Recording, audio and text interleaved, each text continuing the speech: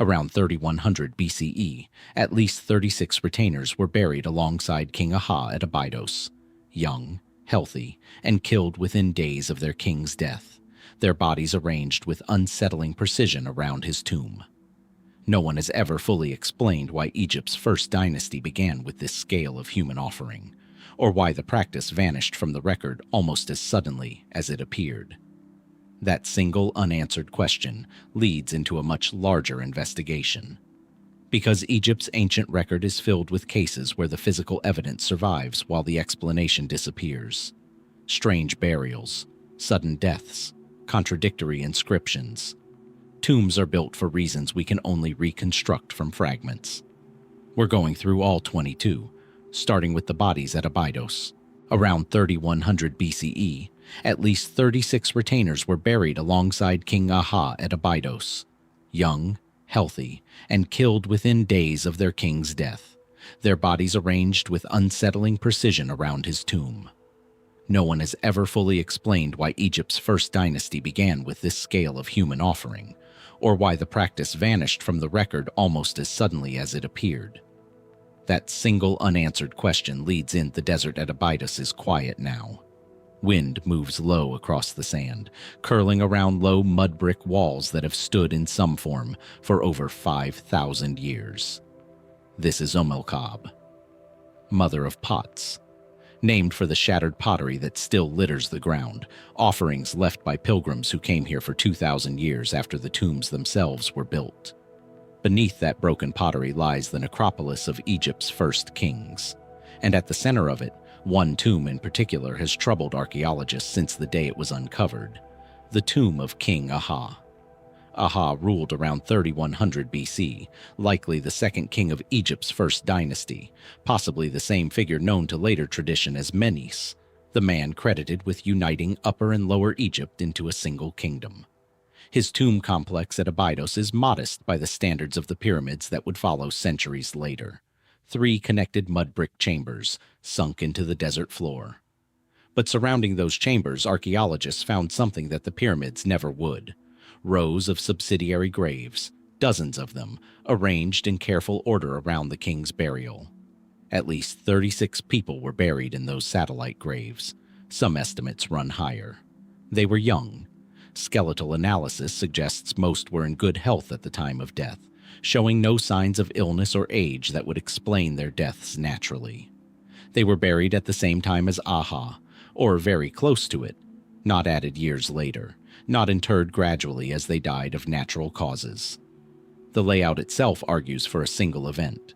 Bodies placed with evident care, oriented consistently, sealed beneath roofing that covered king and retinue together, as if the entire arrangement had been planned before a single grave was dug. What were they to him? That question has never been answered with certainty. Some may have been servants. Others, based on grave goods and positioning, may have held more prominent roles: attendants, craftsmen, perhaps even members of the royal household. Later, Egyptian religious texts describe the afterlife as a continuation of earthly life, a place where a king would still require his court, his servants, his provisions. If that belief already existed in Aha's time, the subsidiary graves may represent its earliest, starkest expression, a household sent forward to meet its king on the other side. But belief does not explain method. Were these people already dying, from illness, from ritual poisoning, when they were placed in the ground? Or were they killed specifically for the burial, on a timetable dictated by the king's death? Egyptologists have found no definitive marks of violence on the skeletons, no clear wounds to settle the question either way. Strangulation, poisoning, live burial, all have been proposed. None has been confirmed. The bodies answer some questions and refuse to answer others, which is perhaps the most unsettling detail of all. What makes Aha's tomb more than a single grim data point is what happened afterward. The practice continued under his successors. Deir's tomb alone is surrounded by well over 300 subsidiary burials. And then, within a few generations, it stopped. By the end of the first dynasty, retainer sacrifice had vanished from royal burial practice entirely, replaced by symbolic substitutes. Shabti figures, painted servants, models standing in for the flesh and blood retinue that once followed a king into the sand. Why a civilization would begin its recorded history with this kind of mass offering, and then deliberately walk away from it, is a question Egyptology has never fully settled. Was it belief that changed, or power that did? Or did the Egyptians themselves come to see something in those Abydos graves that we still can't quite make out, 5,000 years and one wind-scoured necropolis later? Oh, a much larger investigation. Because Egypt's ancient record is filled with cases where the physical evidence survives while the explanation disappears. Strange burials, sudden deaths, contradictory inscriptions. Tombs are built for reasons we can only reconstruct from fragments. We're going through all 22, starting with the bodies at Abydos. Leave Abydos behind and follow the Nile north, out of the desert heartland of the earliest kings, through nearly 2,000 years of dynastic history, until the river fans out into the marshes and mudflats of the delta. Here, in the northeast corner of Egypt, near the modern village of Tel el-Daba, lies a site that once bore a different name entirely: Avaris. It was not built by Egyptians in the way Abydos was. For a time, it wasn't ruled by them either.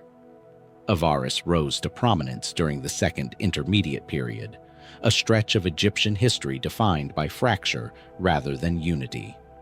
Around 1650 BC, a group known to history as the Hyksos, a name the Egyptians themselves used, meaning roughly rulers of foreign lands, took control of the eastern delta and made Avaris their capital. For over a century, they governed a substantial portion of Lower Egypt from this city, trading with the Levant, adopting Egyptian customs alongside their own, and building a palace complex that archaeologists are still piecing together today. It's in the ground beneath and around that palace that the site's darker discoveries wait.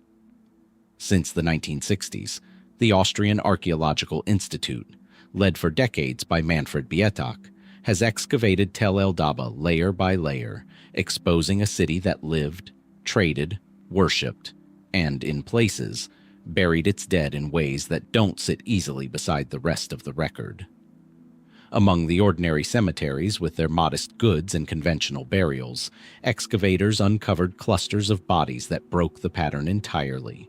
Skeletons bound at the wrists, some at the ankles, interred not with the customary care given to the dead, but stacked, crowded, arranged as if speed mattered more than ritual. Some had been decapitated, the skulls separated from the bodies before burial, or possibly at the moment of death. There was no coffin for most of them, no offerings, no names. Who were they? That question splits into several harder ones. Were they enemies of the Hyksos state, executed and disposed of without ceremony? Were they victims of a purge during one of the political upheavals that punctuated Avaris's history? Perhaps even tied to its fall, when the Theban king Ahmose III finally drove the Hyksos out of Egypt around 1550 BC and reclaimed the delta by force? Or does the story run in the other direction, with these graves predating the war entirely, evidence of something the city did to its own? The timing matters, and it isn't settled. Avaris was, at points, a city under siege, its final years marked by conflict as the Theban dynasty pushed north. War produces bodies that don't get buried gently. Bound captives, executed after capture, would explain both the restraints and the missing ceremony. It's the explanation that fits most comfortably into known history, and many archaeologists lean toward some version of it. But comfortable explanations don't erase the details that resist them. Bietak's excavations also uncovered something stranger elsewhere within the same palace precinct. Pits containing severed right hands, 16 of them, deliberately buried in front of what appears to have been a throne room. Egyptian art from centuries later depicts a practice called the Gold of Valor, in which soldiers presented the severed hands of enemy dead to the king in exchange for reward. Proof of kills, offered up like a ledger of violence. The Avaris hand pits, dated to the early years of the New Kingdom, are the oldest physical evidence of that practice ever found, predating the tomb paintings that had, until then, been the only record of it. Suddenly, the artistic record and the buried record lined up, a ceremony historians had only read about, dug up in the dirt exactly where you might expect the palace to have held it. Does that connect to the bound and headless bodies elsewhere in the city? Perhaps. A city that formalized the harvesting of hands as tribute to its king is not a city where a mass grave of bound, decapitated bodies asks for much of an explanation. And yet the neatness of that connection is itself worth pausing on. Archaeology rarely hands over a complete story. It hands over fragments that seem to agree with each other, and it's tempting to let the agreement stand in for certainty. Not every bound skeleton at Tel el-Dabba has been securely dated to the same period as the handpits. Not every execution needs a ceremony to explain it. Some may belong to earlier unrest within the Hyksos period itself, tensions inside a foreign ruling class governing a population that had not chosen them. There is also the matter of scale, which no single theory accounts for cleanly. War explains soldiers. Ceremony explains hands. But when the number of irregular burials at a site starts to climb, when the bound and the beheaded appear across multiple areas and multiple building phases rather than in one tidy layer tied to one tidy event, the explanation stretches. A city doesn't usually produce this many bodies that don't fit its own funerary rules unless something in its ordinary life, not just its final war, made death routine in this particular undignified form. Avaris gave up its name a long time ago. The Egyptians who came after the Hyksos worked to erase much of what the city had been. What's left is what the ground remembers, and the ground at Tel el-Dabba remembers hands without bodies, bodies without names, and a palace floor that may have been built in part over both. Ground that remembers what history tried to erase. That idea doesn't stay behind at Avaris. It surfaces again nearly 500 kilometers south on the west bank of the Nile at Thebes, in a natural amphitheater of limestone cliffs known as Deir el-Bahari. The name means Monastery of the North, a label left by Coptic monks who occupied the ruins centuries after the pharaohs had gone. But long before any monks arrived, this valley was already a place built for the dead. And for a decade, in the late 1920s, it became the site of one of Egyptian archaeology's quieter, stranger puzzles. Deir el-Bahari is dominated today by the mortuary temple of Hatshepsut, its terraces cut so precisely into the cliff face that the structure seems to grow out of the rock itself. But the temple that concerns this chapter belongs to an earlier king, Mentuhotep II, who reunified Egypt around 2050 BC after the fragmentation of the First Intermediate Period, and who chose this valley to build a mortuary complex unlike anything constructed before it. A hybrid of pyramid and temple, terraced against the cliffs a full 5 centuries before Hatshepsut would build beside it. It was in the courtyard of Mentuhotep's temple, during excavations led by Herbert Winlock on behalf of the Metropolitan Museum of Art, that workers uncovered a tomb unlike the burials found elsewhere on the site. Inside were the remains of around 60 soldiers, men who had died violently, their bodies showing wounds consistent with battle, arrow injuries, blunt trauma, the marks of close combat. Some had been buried with linen bandages still wrapped around their wounds, suggesting they had died from injuries sustained in the same conflict, perhaps even the same battle, and been brought back for burial together. Winlock proposed they were casualties from Mentuhotep's wars of reunification, soldiers who died reclaiming Egypt for a single crown, honored with burial near their king's own temple. It's a clean explanation, and for the soldiers of that tomb it is largely held. But the soldiers were not what unsettled Winlock most. Elsewhere on the temple grounds, in a separate context, excavators found something with no such tidy military explanation. A cache of human heads, disarticulated from their bodies, buried without the rest of their skeletons. Reports from the excavation described skulls showing no clear evidence of the same battle wounds seen on the soldiers.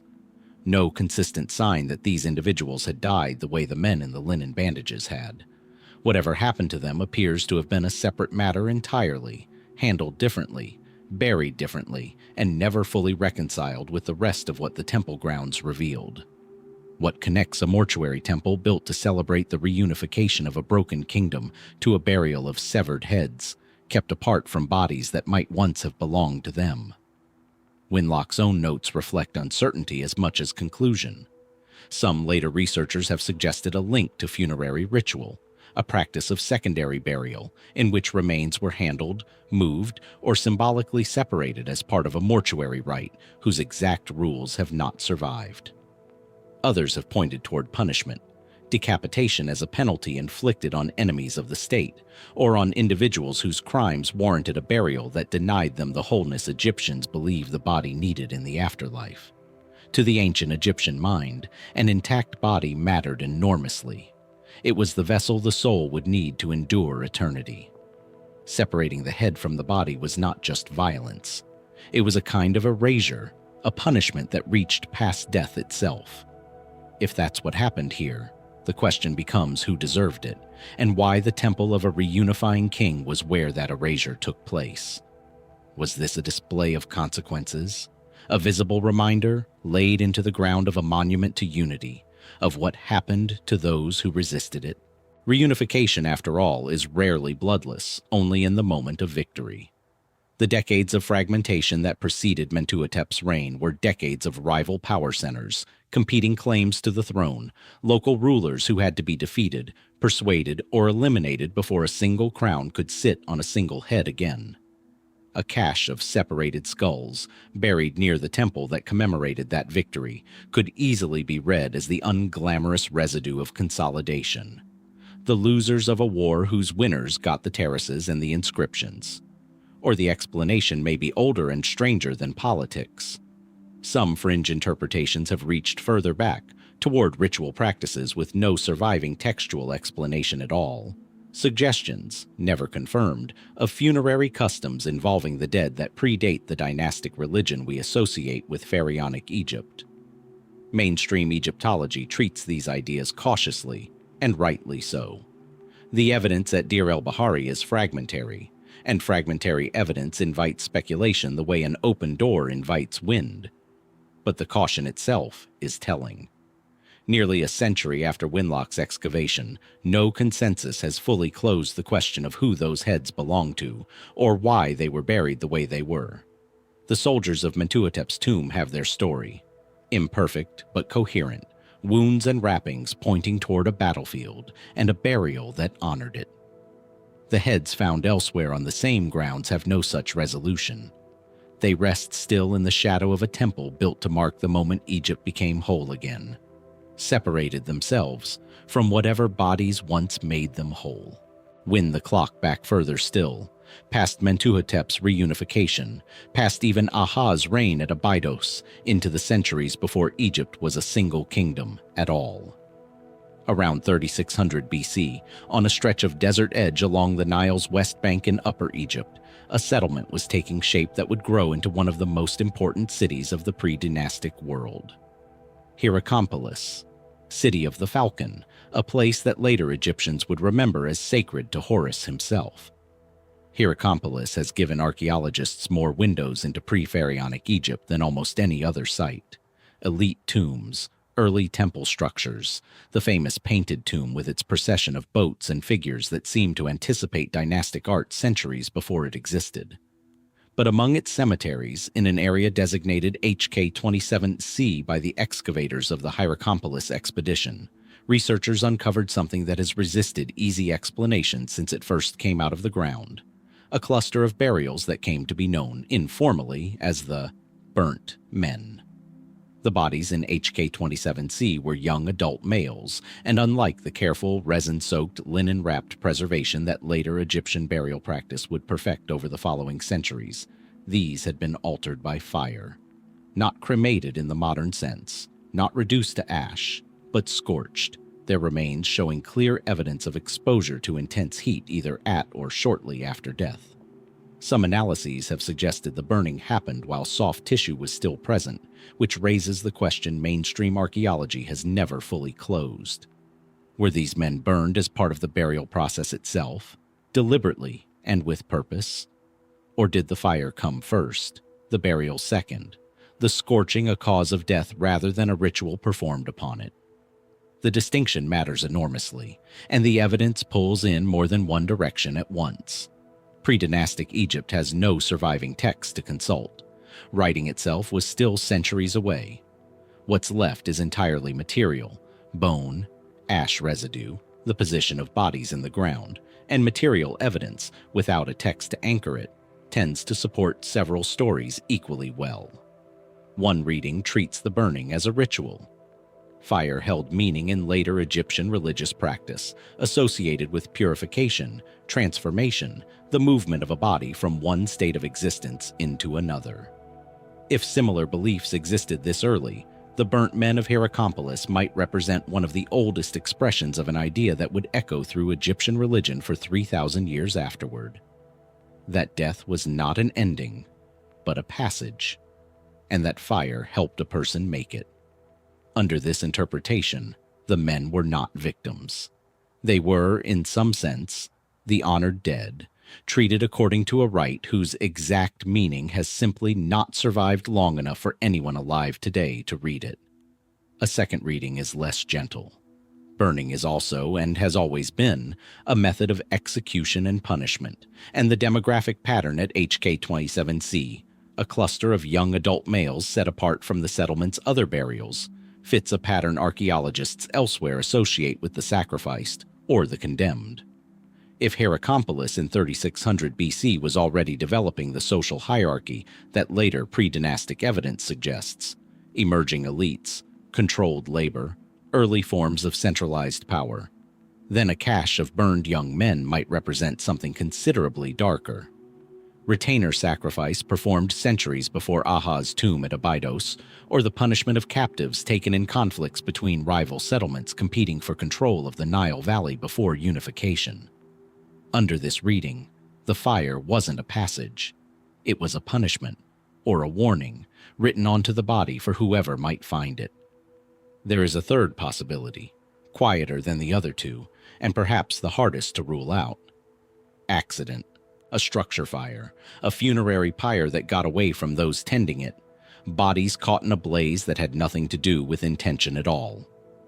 Pre-dynastic settlements were built largely of reed, wood, and mud brick. Flammable materials clustered close together, vulnerable to exactly the kind of uncontrolled fire that leaves scorched bone behind without any ritual or violence attached to it whatsoever. What makes HK27C difficult, rather than merely unexplained, is that each of these readings finds some support in the physical evidence, and none of them fully accounts for all of it. The positioning suggests intentional burial, which argues against pure accident. The demographic clustering, young men and largely young men alone, argues against an indiscriminate structure fire, which would be expected to catch anyone nearby regardless of age or sex. But the absence of the clear trauma markers found on, say, the soldiers of Deir el-Bahari leaves the violence theory resting more on pattern than on proof. Hierakonpolis predates the pharaohs, predates the crown that would one day unite Upper and Lower Egypt, predates even the written word that might have let someone, somewhere, explain what happened to these men and why. What's left is a scorched cluster of bones at the edge of a city dedicated to a falcon god, in a desert that has kept its silence for 56 centuries, and shows no particular sign of breaking it now. Heat first. Not the abstract heat of a history book, but the specific relentless heat of Middle Egypt at midday, radiating off limestone cliffs that pen in a plain on the Nile's east bank, a plain the ancient Egyptians called Akhenaten, horizon of the Aten, and that we now know as Amarna. The wind here carries dust rather than ash, but it moves across the same kind of ground, a settlement's edge where the dead were kept close to the living and where the reasons have not always followed them into the record. Amarna was built fast and abandoned faster. Around 1346 BC, the pharaoh Akhenaten broke with Egypt's traditional religious order, elevated the sun disk Aten above the old pantheon, and founded an entirely new capital in the desert to serve as its center. A city with no prior history, raised from nothing in the span of a few years, and occupied for perhaps only a decade and a half before his successors abandoned it and let the sand begin reclaiming what he'd built. That compressed timeline is part of what makes Amarna so valuable to archaeologists. It's a single, tightly dated snapshot of Egyptian life, uncomplicated by centuries of rebuilding on top of itself. On the eastern edge of the city, away from the grand temples and the royal precinct, sits the workers' village, a walled settlement of small, uniform houses that house the laborers who cut and decorated the tombs in the surrounding cliffs. It's a working-class quarter, in essence, and for that reason alone it offers historians something rarer than palace ruins. A window into ordinary life under Akhenaten's brief religious revolution. Excavations here, carried out over decades by the Egypt Exploration Society, have mapped daily routines, diet, labor patterns, even the games the villagers played in idle hours. And they've also uncovered its dead, including a striking number of children, many of them buried not in a formal cemetery set apart from the living, but within the village itself, beneath house floors, and in the spaces between buildings. Infant and child mortality was, by any measure, brutally high across the ancient world, and Egypt was no exception. On its own, a significant number of child burials at Amarna would not be strange. It would simply reflect the demographic reality of life in the Bronze Age. What troubles researchers is less the fact of these deaths than their placement, and in some cases, their apparent number relative to the size of the community. Skeletal studies conducted on Amarna's remains, notably by bioarchaeologist Gretchen Dabbs and colleagues, have suggested that child and adolescent mortality at the site may have been unusually elevated even by ancient standards, with some estimates proposing that a substantial share of the burials examined belonged to individuals under the age of 15. Some studies have gone further, identifying signs of stunted growth and nutritional stress in a portion of the juvenile remains, findings that raise uncomfortable questions about the conditions under which Akhenaten's new capital was actually built. Was Amarna, for all the beauty of its art and the novelty of its religion, a place where children were being worked, and worked hard? The tombs being carved into the eastern cliffs required enormous, sustained labor, delivered on a compressed timeline by a workforce housed in a walled village that some researchers have described as having a controlled, almost institutional character. If children were part of that labor pool, hauling, mixing plaster, assisting in tasks scaled to smaller hands, the elevated mortality and stress markers found in their bones would have a grim but coherent explanation. A boomtown capital built too fast on the backs of a population that included its youngest members. Not every researcher reads the evidence the same way.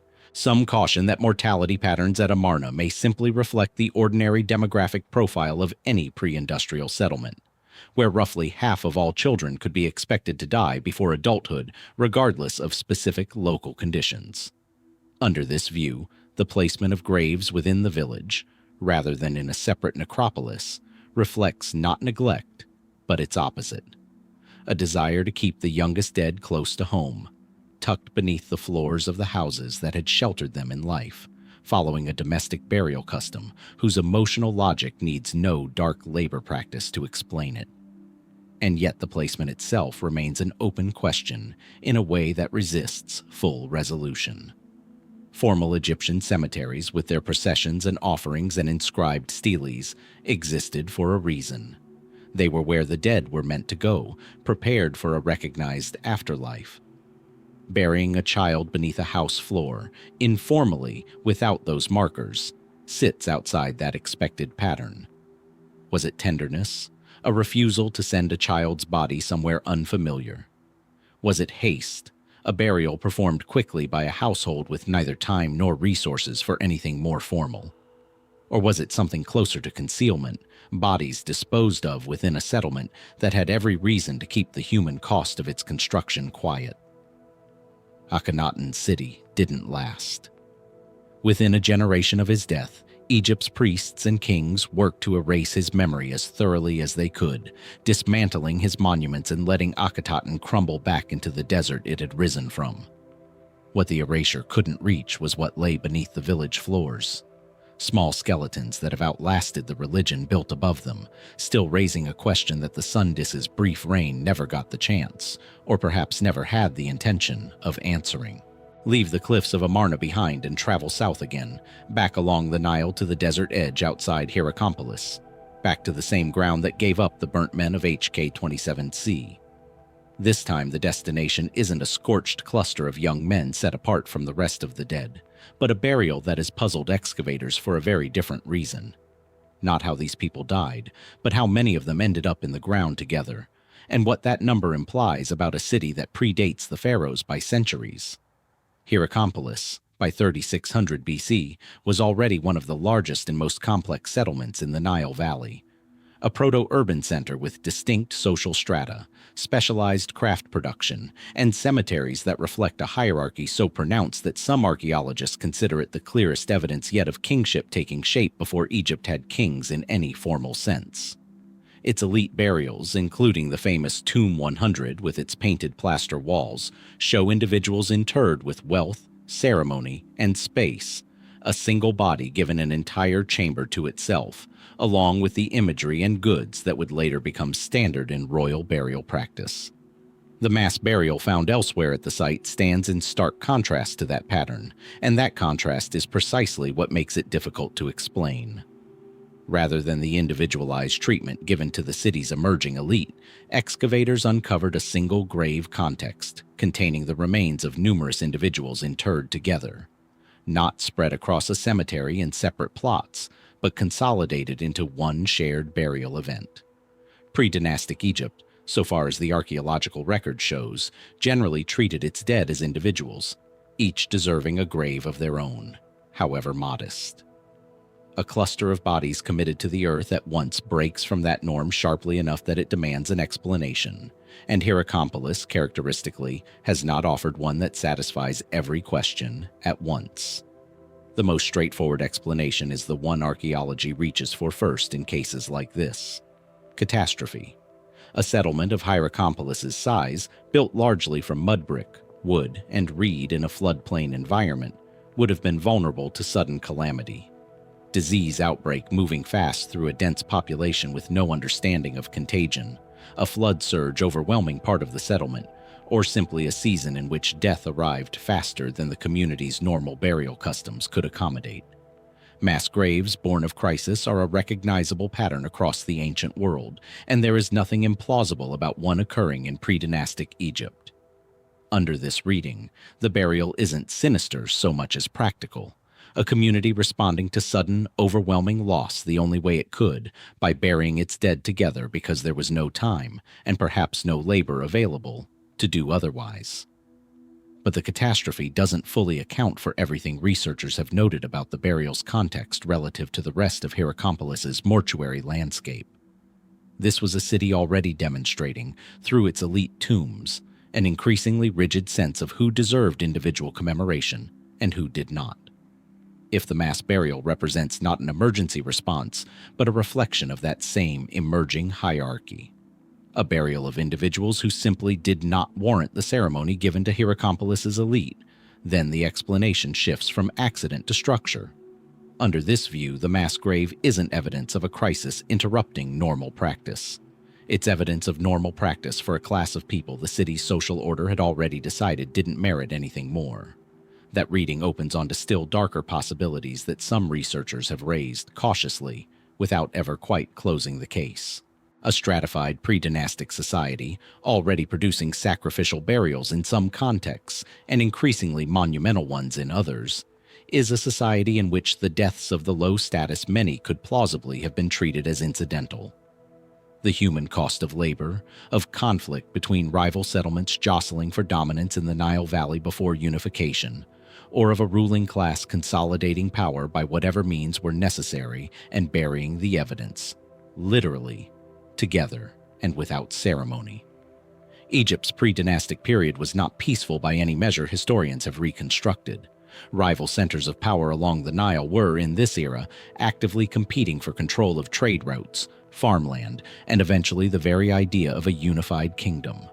A mass grave at one of the era's most powerful cities sits comfortably within that context, even if it can't be tied to any single documented conflict. What keeps the mystery from resolving into any one of these explanations is the same thing that has kept so much of Hierakonpolis' pre-dynastic record ambiguous: the absence of writing, and with it, the absence of anyone from that era able to tell us, in their own words, what happened, and why.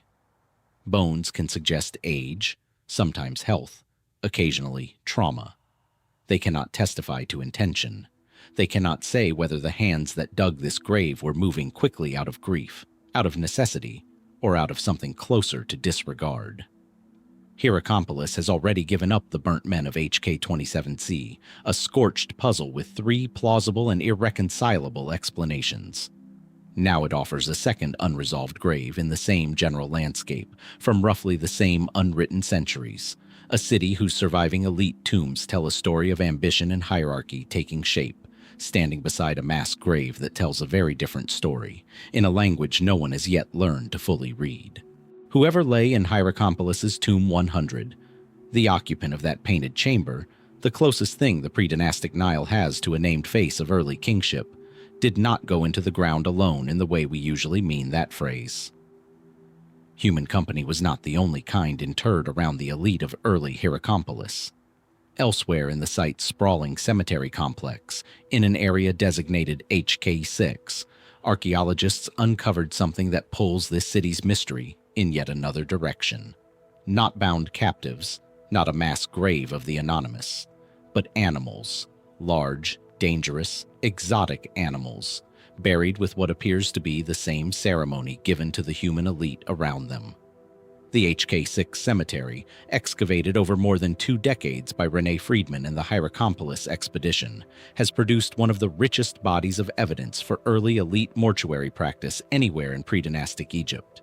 Its tombs are large, architecturally elaborate for their time, and clustered in a way that suggests a ruling family or lineage returning to the same ground across generations. What sets HK6 apart from comparable sites, though, is what was buried alongside the people.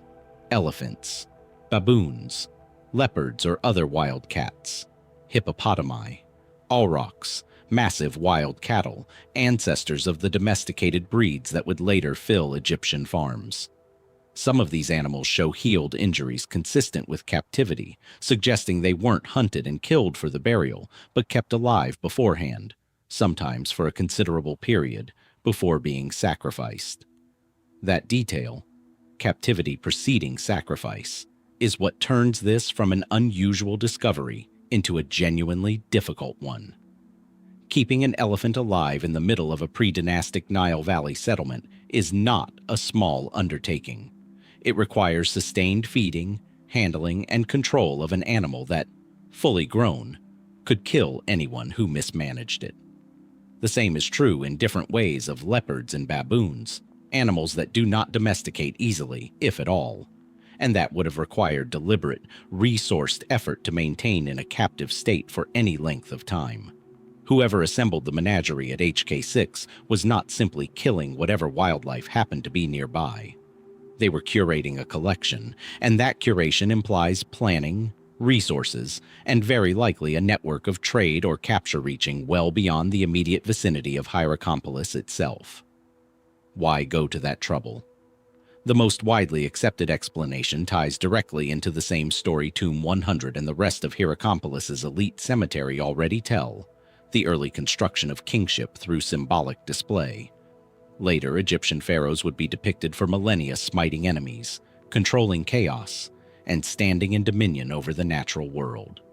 Imagery in which the king's power was expressed partly through his mastery over dangerous animals, real or symbolic.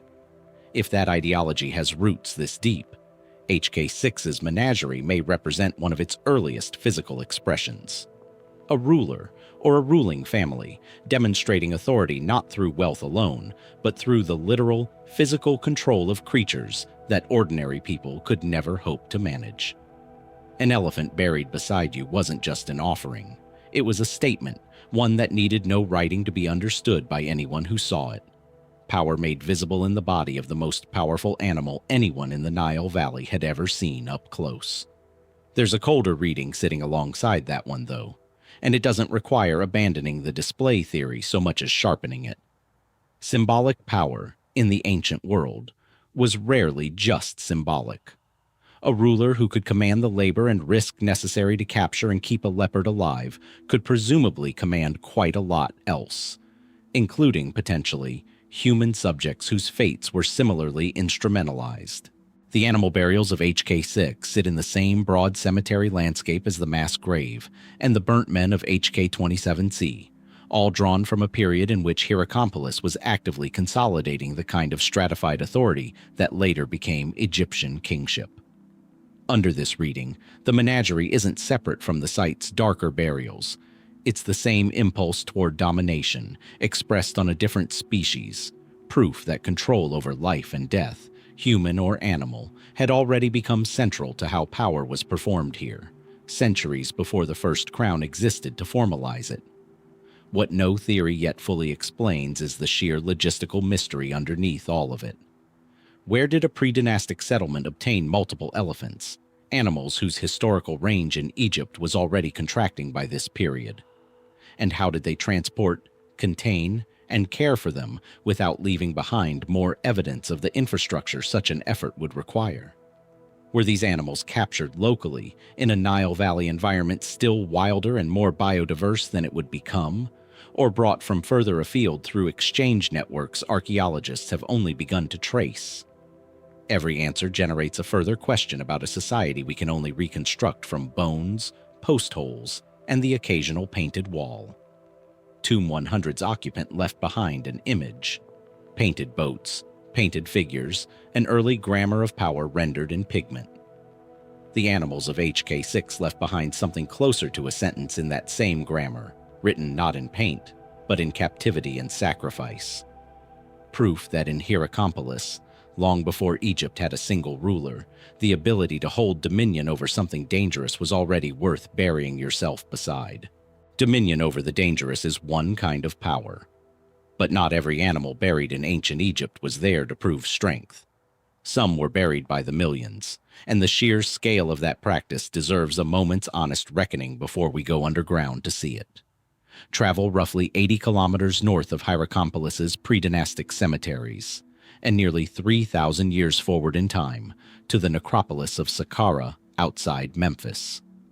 Beneath the sand here, first fully explored in the 1890s and still being remapped by archaeologists today, lies a network of catacombs that dwarfs almost anything else discovered in Egypt for sheer volume of the dead. This is the Anubian, sacred to the jackal-headed god of the necropolis, and its subterranean galleries hold what researchers now estimate to be the remains of roughly 8 million animals. The overwhelming majority of them dogs, alongside jackals and foxes, packed into tunnels that stretch for hundreds of meters beneath the desert floor. The scale alone reorients how you have to think about the site. This isn't a burial, it's an industry. By the time these catacombs were in full use, likely peaking during the late period and into the Ptolemaic era, roughly the last few centuries, BC, Egypt had developed a large-scale religious economy built around votive animal mummification. Pilgrims would pay temple priests for a mummified animal associated with a particular god, offer it at a shrine, and in doing so believe they had carried a prayer or a petition directly to that deity. At Saqqara, the deity was Anubis, and the offering of choice was the dog, an animal already bound to the god through millennia of symbolic association with death, burial, and the necropolis itself. What troubles researchers isn't the practice's existence. It's documented extensively in temple records and confirmed by the sheer archaeological volume of the find. But it's logistics, and what those logistics quietly imply. Producing 8 million mummified dogs is not a matter of collecting animals that happen to die of old age. Analysis of the remains conducted by researchers including Paul Nicholson, who led detailed study of the catacombs in the 2010s, found that a substantial proportion of the animals were very young at death, many just hours or days old, based on skeletal development. That finding shifts the picture considerably. It suggests the temples surrounding the Anubian were not simply receiving and preserving dogs that died naturally in the surrounding region. They appear to have been breeding them in large numbers, specifically to be killed young and mummified for sale to pilgrims.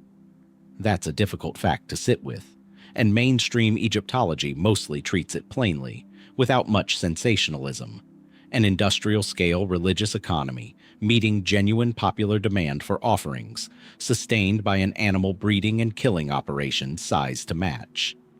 Comparable animal cult centers elsewhere in Egypt, cat catacombs at Bubastis, Ibis, and baboon galleries at Tuna el-Gebel and North Saqqara itself, suggest this wasn't an isolated practice at one temple, but a broader religious infrastructure spanning the whole country, employing what must have been thousands of people across breeding, mummification, and temple administration. Understood this way, the dog catacombs aren't a mystery of motive. The motive is well attested. Piety, funded by pilgrims, executed at a scale that ancient religious economies rarely reveal this clearly. Where the genuine uncertainty creeps back in is in the details researchers haven't been able to fully pin down.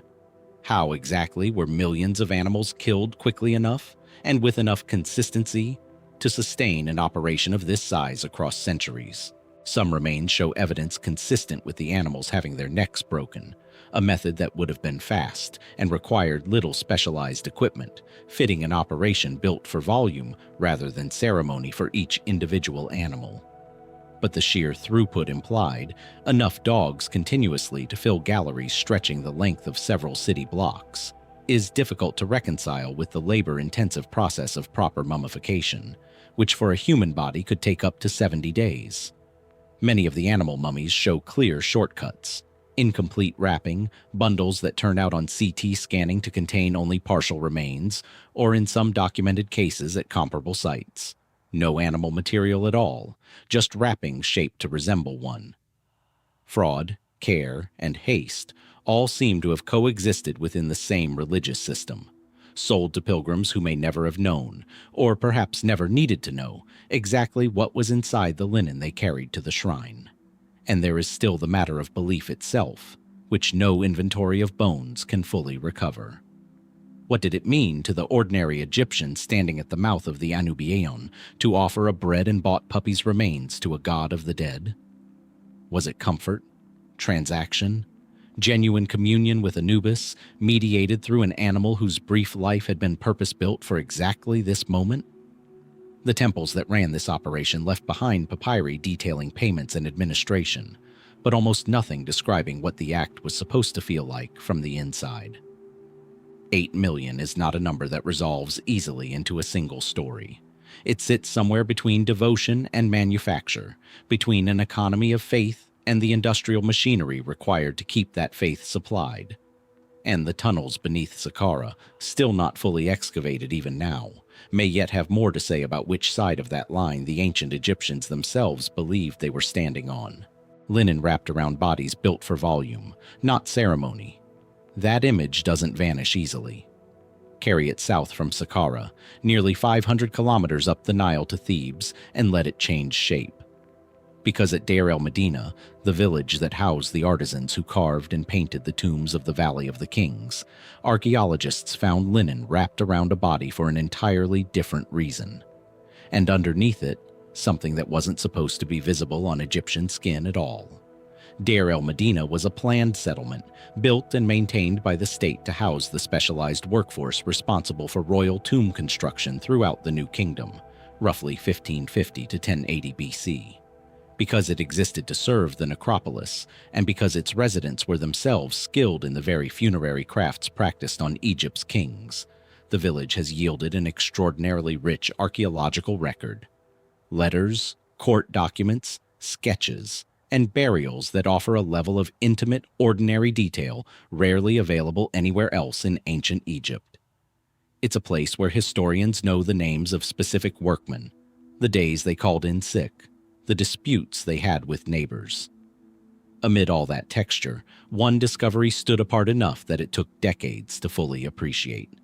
In excavations conducted across the 20th century and re-examined more closely by researcher Ann Austin, beginning in the 2010s using infrared photography, archaeologists identified the mummified remains of a woman dated to sometime between roughly 1300 and 1070 BC, whose skin bore something almost never documented on ancient Egyptian remains: extensive tattoos.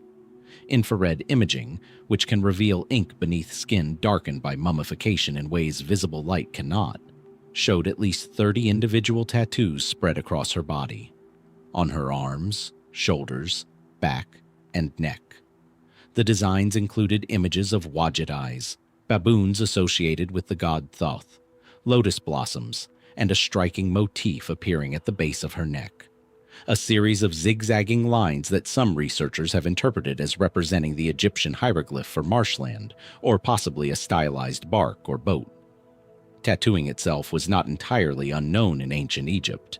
A handful of other tattooed female mummies had been documented previously, most notably at Deir el-Bahari and dating back to the Middle Kingdom, centuries earlier.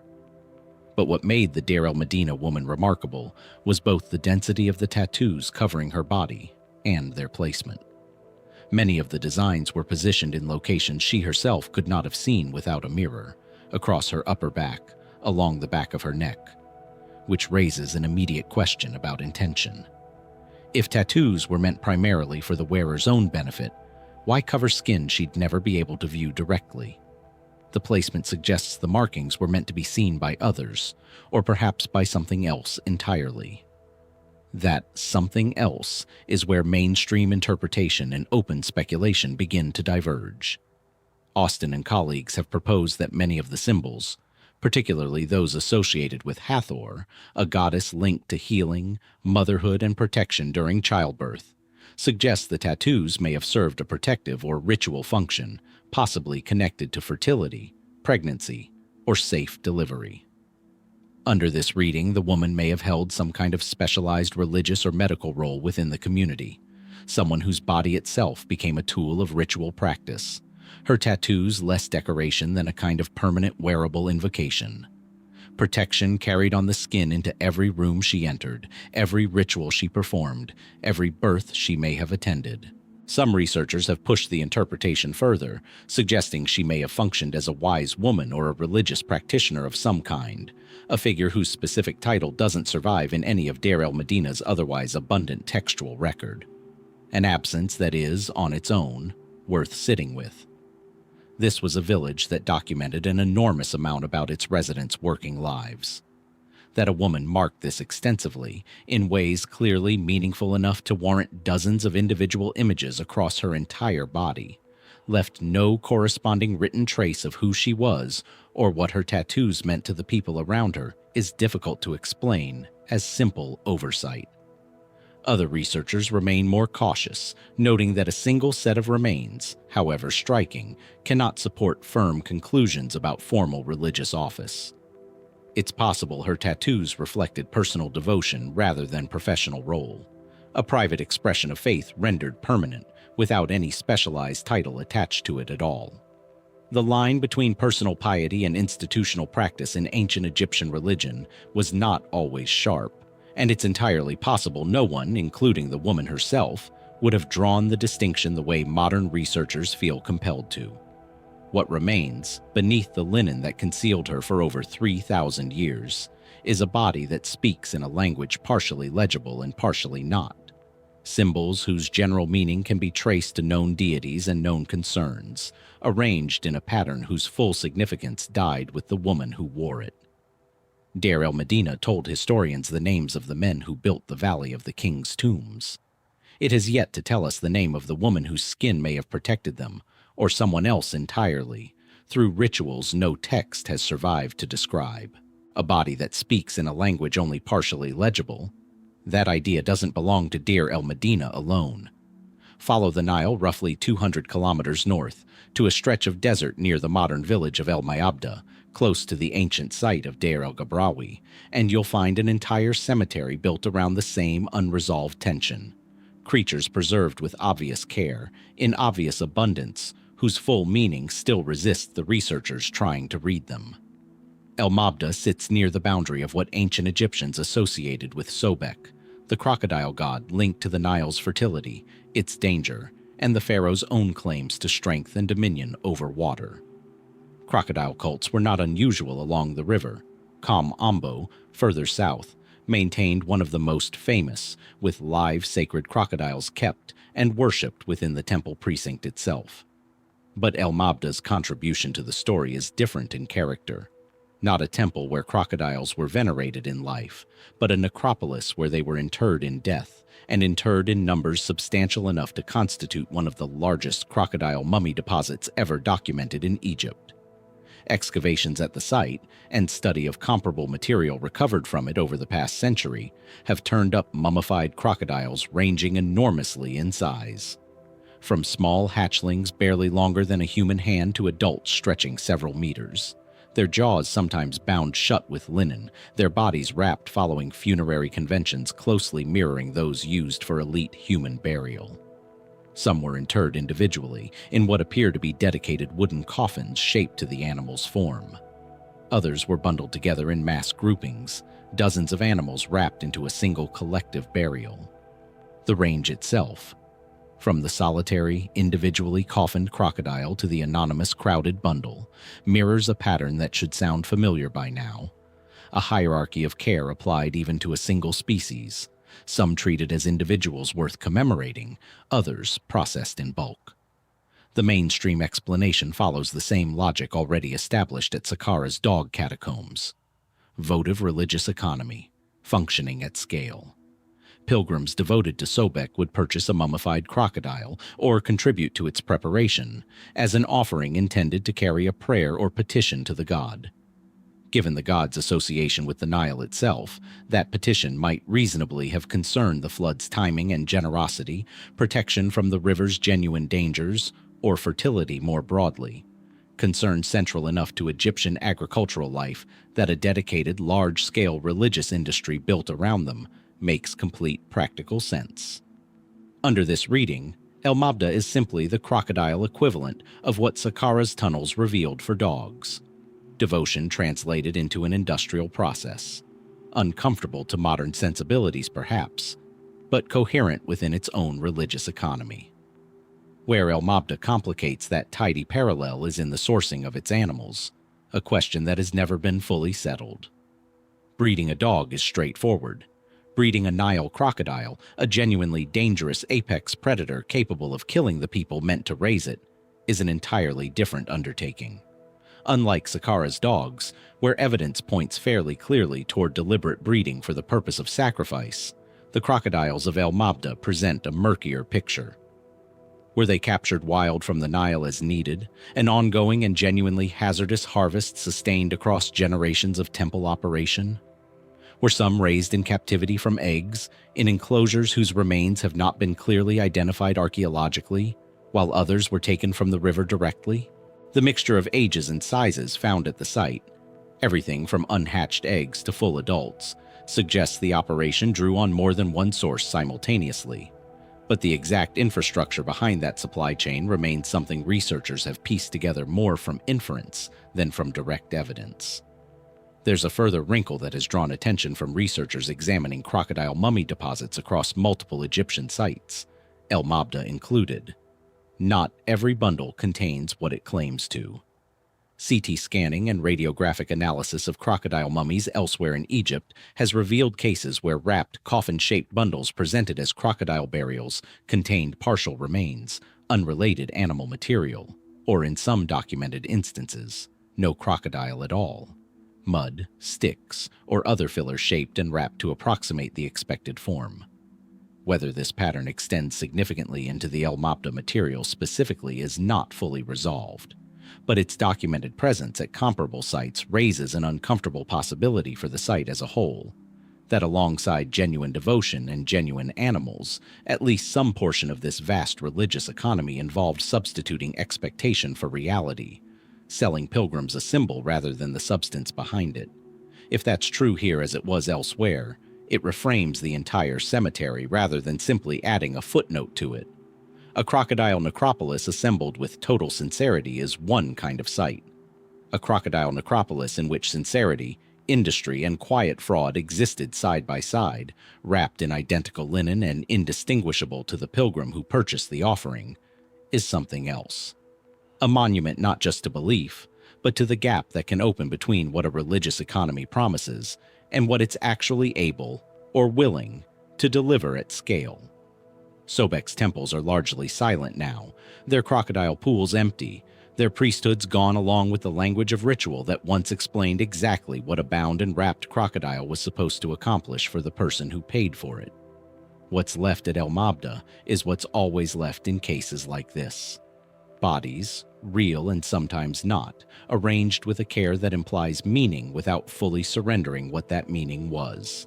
3,000 years of devotion to Sobek would eventually fade, along with the priesthoods that sustained it.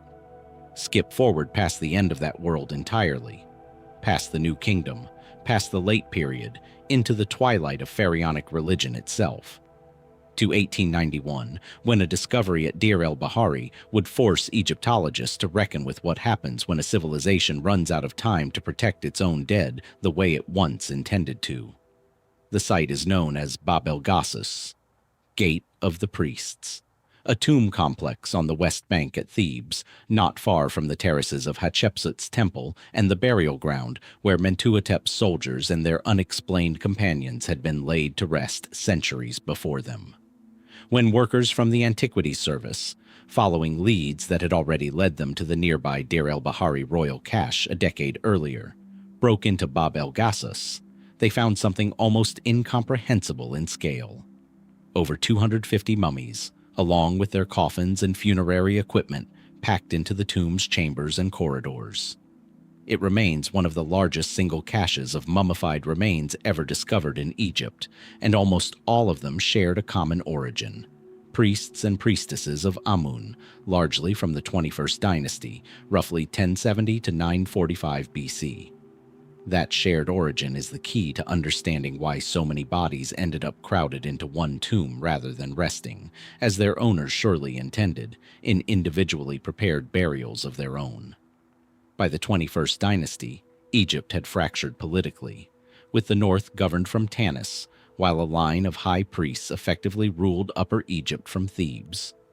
Tomb robbery, which had plagued the Valley of the Kings and its surrounding necropolises for centuries by this point, had grown severe enough that the Theban priesthood undertook a massive, coordinated project, retrieving royal mummies from their looted and vulnerable original tombs and reburying them, along with the priestly class's own dead, in hidden, consolidated caches designed to protect them from further desecration. Bab el-Gasus and the nearby royal cache discovered in 1881 are the two most famous results of that effort. A defensive measure born of crisis, dictated by an age that could no longer guarantee its dead the individual, undisturbed eternity that Egyptian religion had always promised them. Understood this way, the sheer number of bodies at Bab el-Gasus is in itself the mystery. It's a logical, even poignant response to genuine historical circumstances. Priests protecting priests, a religious institution taking collective responsibility for its own dead once individual security could no longer be assured. What complicates the story, and has occupied Egyptologists for over a century since, is what happened after the cache was found, and how much of its internal detail was lost in the process of excavating it. Because the discovery came during a period when Egyptian archaeology was still developing the rigorous documentation standards that later excavations would rely on, and because the sheer volume of material at Bab el-Gasus was overwhelming even by the standards of major 19th century finds, much of the specific context in which individual mummies were originally placed, their exact position, their groupings, the precise relationships between bodies that might have revealed family ties, professional hierarchies, or the order in which they were brought to the tomb, was not preserved with the care later generations of researchers would have wanted. In 1893, facing the practical difficulty of housing and studying such an enormous collection, Egypt's Antiquities Service made a decision that still generates some regret among researchers.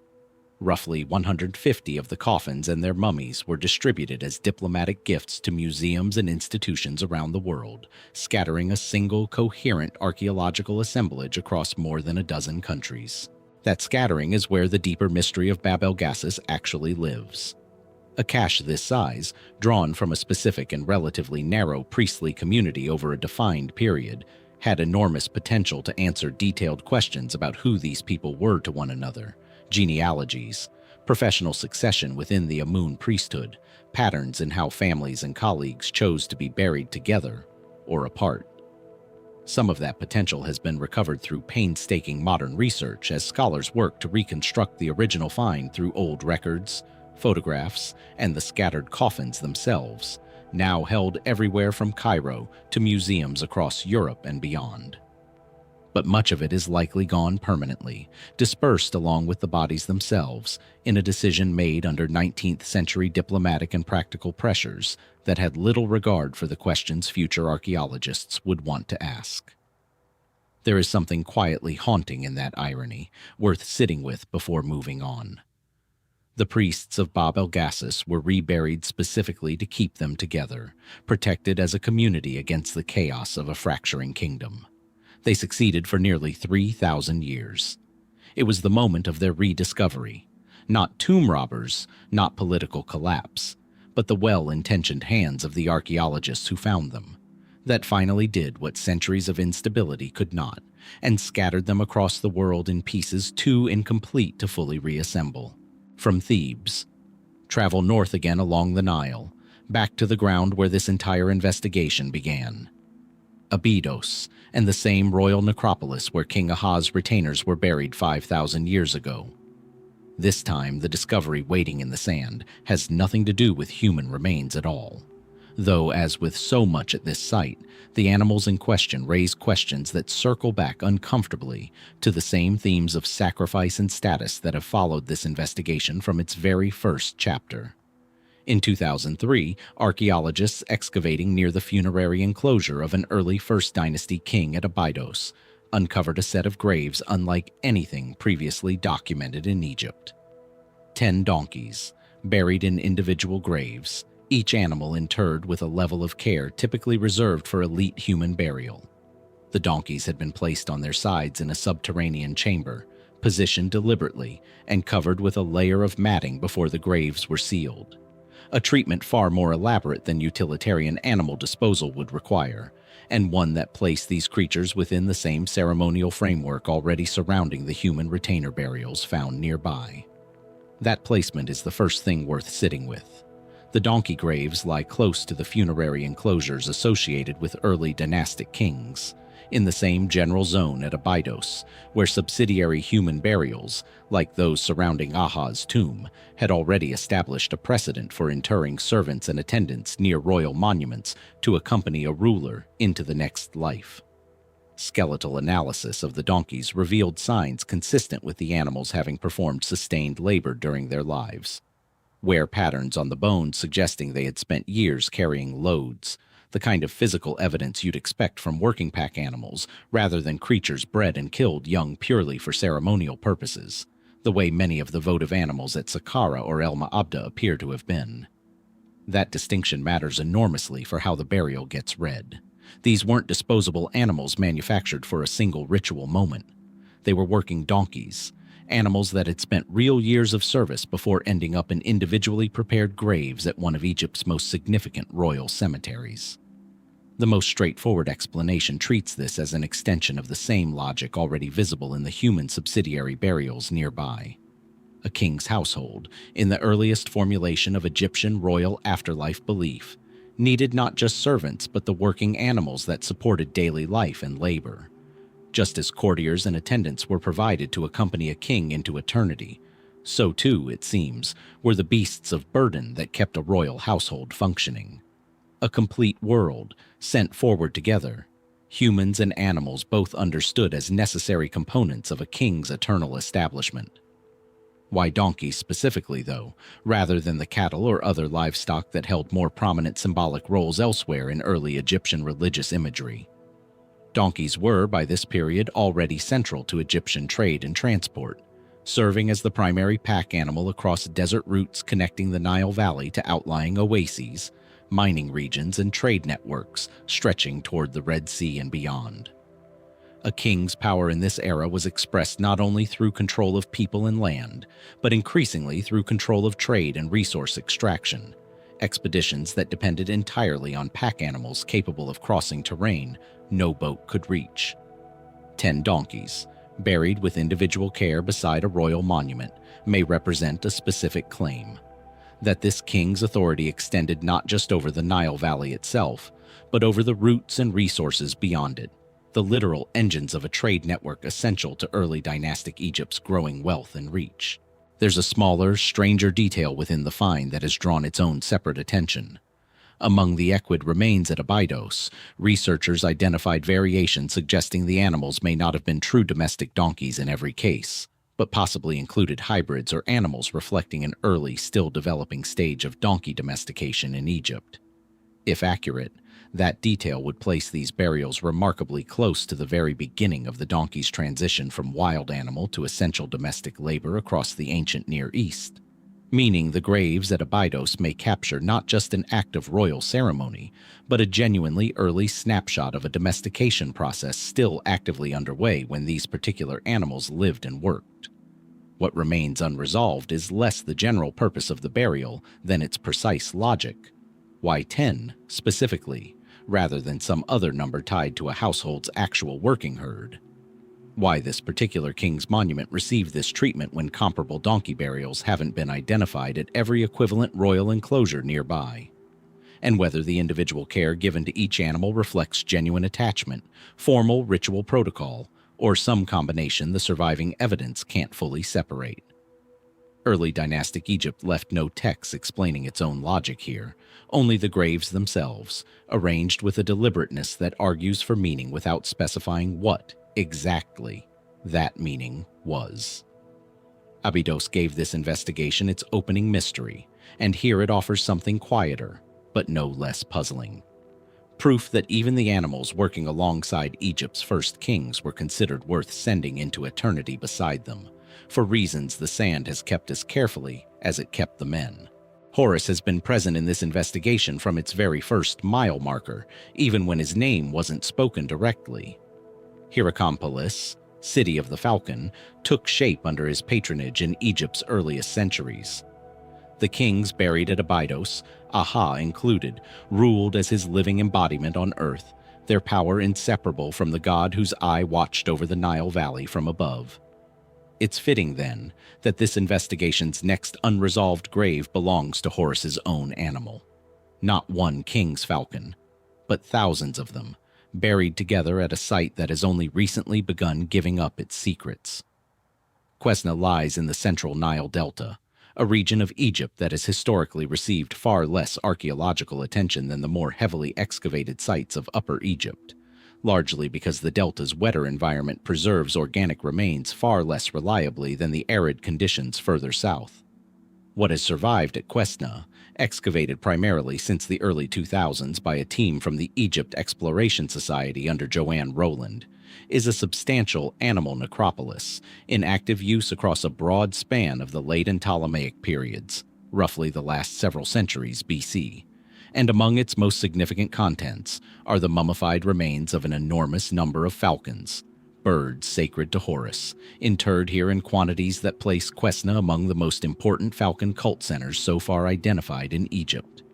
The falcons at Quesna were not treated uniformly, and that variation is where the site's central puzzle begins to take shape. Some birds were mummified with evident individual care, wrapped singly, occasionally accompanied by grave goods or placed within dedicated containers. Others appear in large communal deposits, hundreds of birds interred together with far less individualized treatment. A pattern that, by now, should feel familiar. The same spectrum from singular reverence to anonymous bulk that has surfaced again and again across this investigation, from Hierakonpolis's elite tombs beside its mass graves, to Saqqara's occasional carefully wrapped dog beside its millions of hastily processed companions. What sets Quesna apart, and what has generated genuine debate among the researchers studying it, is a question the site raises about the birds themselves. Were these wild falcons captured from the surrounding delta marshland as needed to meet religious demand, or does the necropolis represent evidence of falcon breeding in captivity? A considerably more difficult undertaking than raising dogs or even crocodiles, given how poorly birds of prey typically tolerate captive conditions, and how notoriously difficult falcons are to breed successfully, even with modern techniques. Osteological analysis of the Quesna falcons has identified individuals across a range of ages, including juveniles, which could support either explanation. Young wild birds taken from nests before fledging, or evidence of an active breeding program supplying the cult with a steady stream of ceremonially appropriate young birds. The honest answer is that Egyptology has not fully resolved this question at Quesna or at comparable falcon cult sites elsewhere in Egypt, and the uncertainty matters more than it might first appear. If Quesna's priests were harvesting wild falcons from the delta on the scale suggested by the necropolis's contents, it implies a sustained, organized extraction operation working the marshland year after year, potentially significant enough to have measurably impacted local falcon populations over the centuries. The cult remained active, an early example of a religious economy placing real ecological pressure on the very animal it venerated. If instead some form of captive breeding was underway, it would represent a technical achievement barely documented anywhere else in the ancient world, evidence of Egyptian priests solving a husbandry problem that would remain genuinely difficult for falconers well into the modern era. There is a further complication specific to Quesna that has drawn attention from researchers working on the site. Evidence suggesting the necropolis may have operated in phases, with periods of more intensive falcon interment interspersed with gaps or changes in practice, possibly tied to shifts in the broader political and religious landscape of the Delta across the late and Ptolemaic periods, a time of considerable instability, including Persian occupation, brief periods of Egyptian independence, and eventually Greek rule under the Ptolemies. Whether the falcon cult at Quesna expanded, contracted, or changed character in response to those upheavals is a question current excavation is still working to answer, and it ties the site's animal burials to the same currents of political fracture and religious adaptation. Horus watched over Aha's tomb at Abydos 5,000 years before a single bird was buried at Quesna, his falcon form already central to the earliest conception of Egyptian kingship this investigation has traced. That the god's living representatives should end up buried by the thousands in the Delta marshland, in a necropolis whose supply chain remains only partly understood, feels less like a separate mystery than a continuation of the same unresolved question that has followed this entire journey. How far ancient Egypt was willing to go, in devotion or in industry, to keep its gods provided for, and how much of that willingness the ground has kept from us entirely. Leave the Delta marshland behind and travel far south, nearly the full length of Egypt, to where the Nile enters the country through a granite gorge at its first cataract. Here, on an island in the river directly opposite modern Aswan, sits Elephantine, a place whose name itself, in both its ancient Egyptian and Greek forms, points toward trade in ivory and the elephants that once supplied it. But the animal that has left the deepest archaeological mark on Elephantine's sacred ground isn't the elephant at all. It's the ram. Elephantine occupied a position of enormous strategic and religious importance throughout Egyptian history, sitting at the country's southern frontier, the traditional boundary between Egypt proper and Nubia, and the point from which the Nile's life-giving flood was believed to originate. That belief centered on a specific god, Khnum, a ram-headed deity credited with controlling the annual inundation and, in some traditions, with shaping human beings themselves on a potter's wheel from Nile clay. Khnum's temple on Elephantine, rebuilt and expanded across multiple periods of Egyptian history, made the island one of the most important cult centers dedicated to this god anywhere in the country. And it's within the temple precinct and surrounding necropolis areas that archaeologists, across excavations spanning more than a century, have uncovered a series of ram burials distinguished by a level of individual ceremony that sets them apart from the mass votive deposits seen elsewhere in this investigation. Unlike the anonymous, bulk-processed animals filling the catacombs at Saqqara or the communal falcon deposits at Quesna, the rams associated with Khnum's cult at Elephantine were, in a number of documented cases, mummified and interred as individuals, sometimes gilded, occasionally fitted with elaborate wrappings and even artificial eyes crafted to restore a lifelike appearance to the animal in death. Some were placed in sarcophagi. This is treatment that mirrors almost precisely the practices reserved for high-status human burial, a level of individual investment that suggests these were not simply votive offerings purchased in bulk by ordinary pilgrims, but animals understood as living manifestations of Khnum himself, housed and honored during their lives before being sent into eternity with a ceremony befitting a god's earthly form. That distinction, living manifestation versus votive offering, is the central question Elephantine's ram burials pose, and it's one that connects directly to a broader, still debated feature of later Egyptian religion. The practice of maintaining a single sacred animal, understood as a god's living incarnation on earth, within a temple precinct for the duration of its natural life, before mummifying it with full honors and installing a successor in its place. The Apis bull of Memphis is the best documented example of this practice, its cult and elaborate burial rituals recorded extensively in both Egyptian and later Greek and Roman sources. Elephantine's rams may represent a comparable tradition centered on Khnum, though the evidence here is considerably less complete, and the question of whether the island maintained a single successive sacred ram, analogous to the Apis bull, or instead honored multiple rams across different periods without a strict single incarnation model, has not been definitively settled. Adding to the uncertainty is the surviving textual record, which offers tantalizing but incomplete confirmation. Ancient sources reference the veneration of a ram at Elephantine and describe rituals connected to Khnum's role in controlling the inundation, but the specific mechanics of how a sacred ram was selected, how long any individual animal served in that role, and what determined the transition from one ram to its successor, remain only partially reconstructed from the archaeological and textual evidence available. Excavations have identified what appear to be multiple ram burials spanning different periods, which supports the idea of ongoing succession, but connecting any specific burial confidently to a documented historical moment, or reconstructing a full sequence the way scholars have done for the Apis bulls at Saqqara, has proven considerably harder given the comparative scarcity of Elephantine-specific temple records that survive. There's a further dimension worth sitting with, one that echoes attention already raised earlier in this investigation at Hierakonpolis's menagerie of captive elephants and leopards. What did it mean, practically, for a temple community on Egypt's southern frontier to maintain a living ram in conditions elaborate enough to justify the burial ceremony these animals eventually received? A sacred ram treated as a god's incarnation would have required dedicated priestly attention, specific housing befitting divine status, and presumably rituals conducted around it on a regular basis. Infrastructure that leaves comparatively faint archaeological traces compared to the dramatic finality of the burial itself. We can excavate the tomb. Reconstructing the daily life that preceded it is a harder task, and one Elephantine's surviving record only partially allows.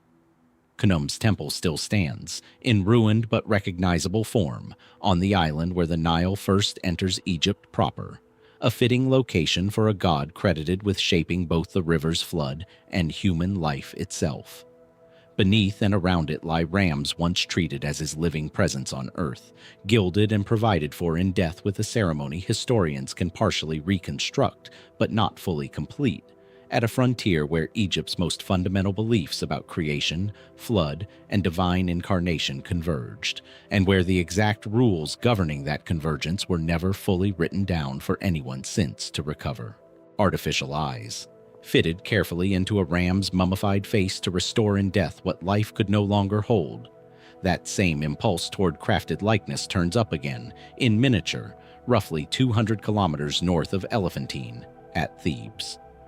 Here, within the sprawling temple precinct of Mut, consort of Amun, archaeologists have recovered thousands of small clay and faience objects that raise a version of the same question the rams posed. What does it mean to fashion a substitute body and set it down where a god can see it? The Mut Temple Precinct, part of the greater Karnak complex on the east bank of the Nile, has been excavated across more than a century of Egyptological work, including extensive campaigns led by the Brooklyn Museum and later collaborative missions beginning in the 20th century. Among the temple's votive deposits, pits and fill layers where worshippers' offerings accumulated over centuries of continuous use, spanning roughly the New Kingdom through the late period, excavators uncovered an enormous quantity of small figurines depicting nude or semi-nude women, many in reclining poses, some cradling infants, others accompanied by beds or shown alongside representations of children.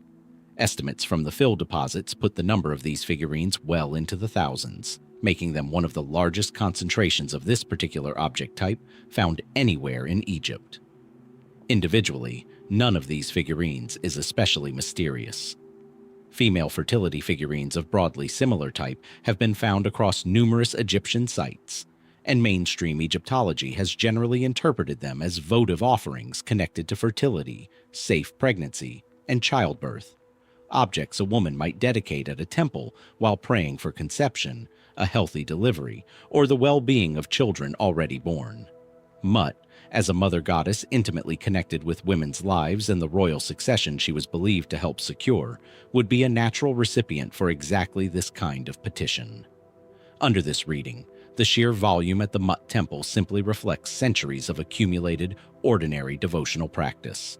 An enormous number of individual women, over an enormous span of time, each leaving behind a small clay plea for something achingly common and painfully uncertain in the ancient world: a safe birth, a living child. What complicates that comfortable reading is the sheer concentration of the figurines specifically at Mut's precinct, relative to comparable deposits elsewhere, and a set of details in their imagery that some researchers argue point towards something more specific than generalized fertility devotion. A significant number of the figures share particular, repeated conventions: hands positioned to emphasize the pelvis, poses that some scholars have connected to sexual as much as reproductive symbolism, and associations with beds that could reference marital union as readily as childbirth itself. Researchers including Betsy Bryan, who has led major excavation and study of the Mut Temple precinct for decades, have proposed that at least some of these deposits may connect to festival activity documented at the site, most notably the Festival of Drunkenness, a ritual event attested in inscriptional evidence at the temple, associated with themes of intoxication, sexuality, and renewal tied to the goddess in her more dangerous, Sekhmet-linked aspect. That festival connection opens a genuinely difficult interpretive question, one Egyptology has not resolved cleanly. Were these figurines primarily about fertility in the domestic maternal sense, women praying for children? Or were at least some of them tied to a ritual context concerned with sexuality, renewal, and the appeasement of a goddess whose temperament, in Egyptian religious thought, could swing between nurturing mother and instrument of destruction? Mut's temple sat adjacent to a sacred lake shaped, distinctively, like a crescent, and some researchers have connected ritual activity around that lake to the same festival traditions the figurines may represent: processions, drinking, and rites intended to placate a goddess capable of unleashing devastation if her more violent aspect went unchecked. The two interpretations aren't necessarily exclusive, and that ambiguity may be the point rather than a problem to be solved. Ancient Egyptian religious thought did not always draw the sharp lines between fertility, sexuality, danger, and motherhood that modern categorization tends to impose. A single figurine, deposited by a single woman on a single visit to the temple, may have carried multiple overlapping intentions at once. A prayer for a child, wrapped inside a ritual gesture tied to festival practice, directed at a goddess whose power over creation and destruction were, in the Egyptian mind, two expressions of the same underlying force, rather than contradictory ones. What the thousands of small clay bodies at the Mut Temple ultimately withhold is precision. The specific voice, the specific fear or hope behind any single offering among the multitude. Each figurine represents an individual act of devotion, pressed into shape by hands now 3,000 years gone, and set down in a temple built for a goddess whose full nature Egyptian religion itself seemed content to leave unresolved, caught permanently between the mother who gives life and the force capable of ending it. Nearly 1,000 years before Mut's priests ever collected a votive figurine at Karnak, a different kind of female figure was already being placed into Egyptian tombs. Not thousands of clay bodies deposited over centuries in a temple's fill, but a single, striking object laid deliberately beside the dead. Middle Kingdom Egypt, roughly 2050 to 1710 BC, produced burial goods that continue to unsettle the archaeologists who catalog them, and few objects from the period have generated more sustained disagreement than the small wooden figures known today as paddle dolls. The name itself comes from their shape: flat, rectangular wooden bodies, wider at the shoulders and tapering toward a base, vaguely resembling the paddle of an oar, topped with a small carved or painted head and adorned with elaborate patterns of mud beads threaded to represent hair. Hairstyles rendered with a level of careful detail that stands in contrast to the otherwise minimal, almost abstract treatment of the rest of the body. Many were found in Middle Kingdom burials at sites including Thebes and elsewhere in Upper Egypt, excavated across multiple campaigns throughout the early 20th century, and today scattered across museum collections worldwide, including a well-documented group housed at the Metropolitan Museum of Art in New York. The figures have no arms, no legs in any functional sense, no facial features beyond the most minimal suggestion of a face. What they do have, consistently, is that elaborately beaded hair and, in a number of examples, painted markings across the flat wooden torso. Geometric patterns, sometimes interpreted as representing tattoos, sometimes as clothing or decorative girdles, rendered in blue or black pigment across the figure's chest and lower body. It's this combination, a body reduced to its barest geometric essentials, paired with disproportionate attention paid to hair and skin markings, that has made paddle dolls resistant to any single, fully satisfying explanation for over a century of scholarship. The earliest interpretation, and still among the most commonly repeated, treats the paddle dolls as children's toys, or dolls in the straightforward modern sense. Playthings buried with their young owners as personal possessions carried into the next life, much like other toys and games found in Egyptian children's burials. It's an intuitive reading, and it isn't wrong to note that some paddle dolls have indeed been recovered from burials that also contained other clearly child-associated objects.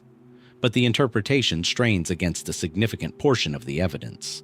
A substantial number of paddle dolls have been found not in children's graves at all, but in the burials of adult women, sometimes multiple dolls placed within a single burial, positioned and included with a deliberateness that sits uneasily with the idea of an incidental childhood toy simply following its owner into death.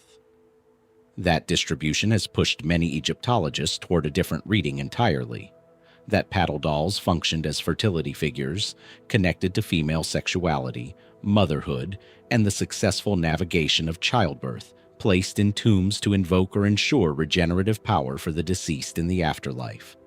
A reading that would place them in a conceptual lineage stretching forward across 1,000 years, to the very figurines later worshippers would leave in the fill deposits at Mut's temple. Under this interpretation, the exaggerated beaded hair carries specific symbolic weight. Hair held strong associations with sexuality and fertility in Egyptian visual culture more broadly, appearing repeatedly in contexts tied to femininity and regeneration across multiple periods of Egyptian art. The geometric body markings in this reading may represent actual tattooing practices among Middle Kingdom women, a suggestion that connects paddle dolls directly to physical evidence like the tattooed remains found centuries later at Deir el-Medina, raising the possibility that body marking associated with fertility, protection, or ritual function has a continuous, if sparsely documented, history running through multiple periods of ancient Egyptian women's lives. A third strand of interpretation complicates the picture further, proposing that paddle dolls may not represent living women or children at all, but rather serve a more directly magical function within funerary ritual itself. A kind of proxy or substitute figure meant to provide the deceased with sexual or reproductive capacity in the afterlife, functioning less as a toy or a votive offering and more as a tool, deliberately equipped with symbolically potent hair and markings to perform a specific regenerative task on behalf of the tomb's occupant. Some scholars have drawn comparisons to other categories of Middle Kingdom funerary figures believed to have served protective or transformative purposes, objects whose function was ritual rather than decorative or commemorative, activated by their placement within the tomb rather than by any resemblance to a specific individual.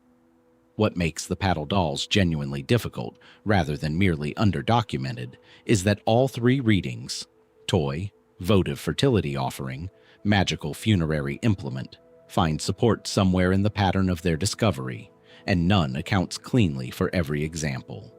A doll in a child's grave suggests one function. A pair of dolls in an adult woman's tomb, positioned near her body with apparent ritual intent, suggests another. Without inscription specifying purpose, without text describing what a paddle doll was called or what a mourner believed it accomplished by including one, Middle Kingdom Egypt has left behind an object whose meaning shifts depending on which grave you happen to be standing in. A body carved deliberately incomplete, its missing details perhaps never meant to be filled in by anyone standing outside the belief system that made it then or now. Beds have already crossed this investigation's path once, glancingly. The painted beds accompanying some of the Mut Temple figurines, associated with marital union as much as childbirth. The theme resurfaces far earlier, and far more literally, in Egypt's early dynastic period, where actual furniture, not just its painted image, has turned up in funerary contexts carrying a weight of ritual meaning archaeologists are still working to fully decode. Early dynastic Egypt, the same broad era, roughly 3100 to 2686 BC, that produced Aha's tomb at Abydos, and the earliest formulations of royal burial custom. This investigation opened with, has yielded, across several elite cemetery sites, a recurring category of object known to Egyptologists as ritual or funerary beds. Low, bier-like wooden or occasionally stone structures, often carved with animal form legs, most commonly modeled after the legs of a bull or a lion, found placed within tombs in contexts that make clear they were not simply everyday furniture included among a burial's practical goods. The animal leg design itself carries meaning that reaches well beyond decoration. Bull and lion imagery in early dynastic Egypt was closely associated with royal power, strength, and the dangerous protective forces early Egyptian religious thought attached to kingship. The same symbolic register that would later produce the Sphinx and centuries of pharaonic imagery, equating the king with a lion's ferocity. A bed built to stand on the legs of such an animal was not neutral furniture.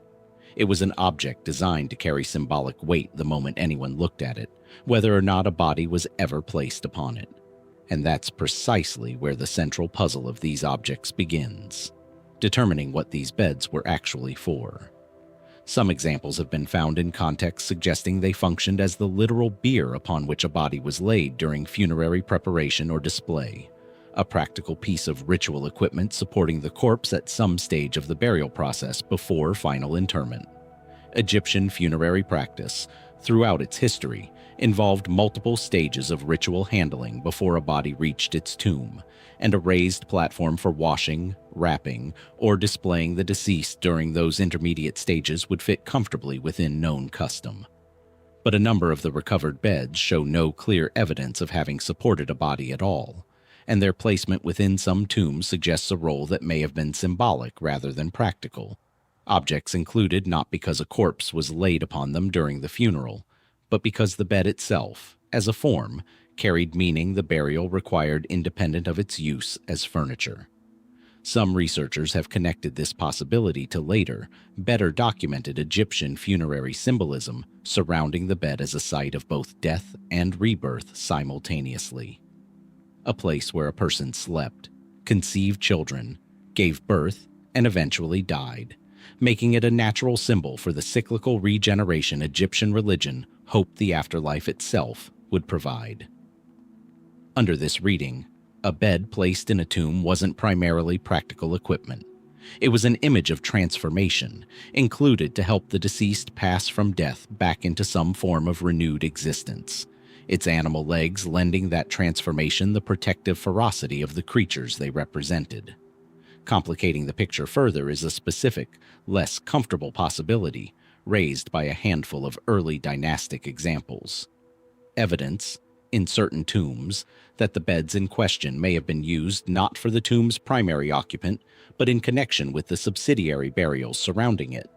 the same category of retainer burial already explored at Aha's tomb and at the graves of his immediate successors. If some ritual beds were specifically associated with the attendant sacrifice to accompany a king, rather than with the king himself, the object's function shifts again, potentially tying the bed's symbolism of transformation and rebirth directly to the individuals whose deaths made that surrounding sacrifice possible in the first place. Furniture built to usher a servant's body toward whatever version of the afterlife their status was believed to permit, distinct from and subordinate to the king's own passage. None of these readings has fully displaced the others, and the material evidence itself resists easy sorting into clean categories. Wood, in Egypt's climate, rarely survives in the condition needed to settle questions like these definitively.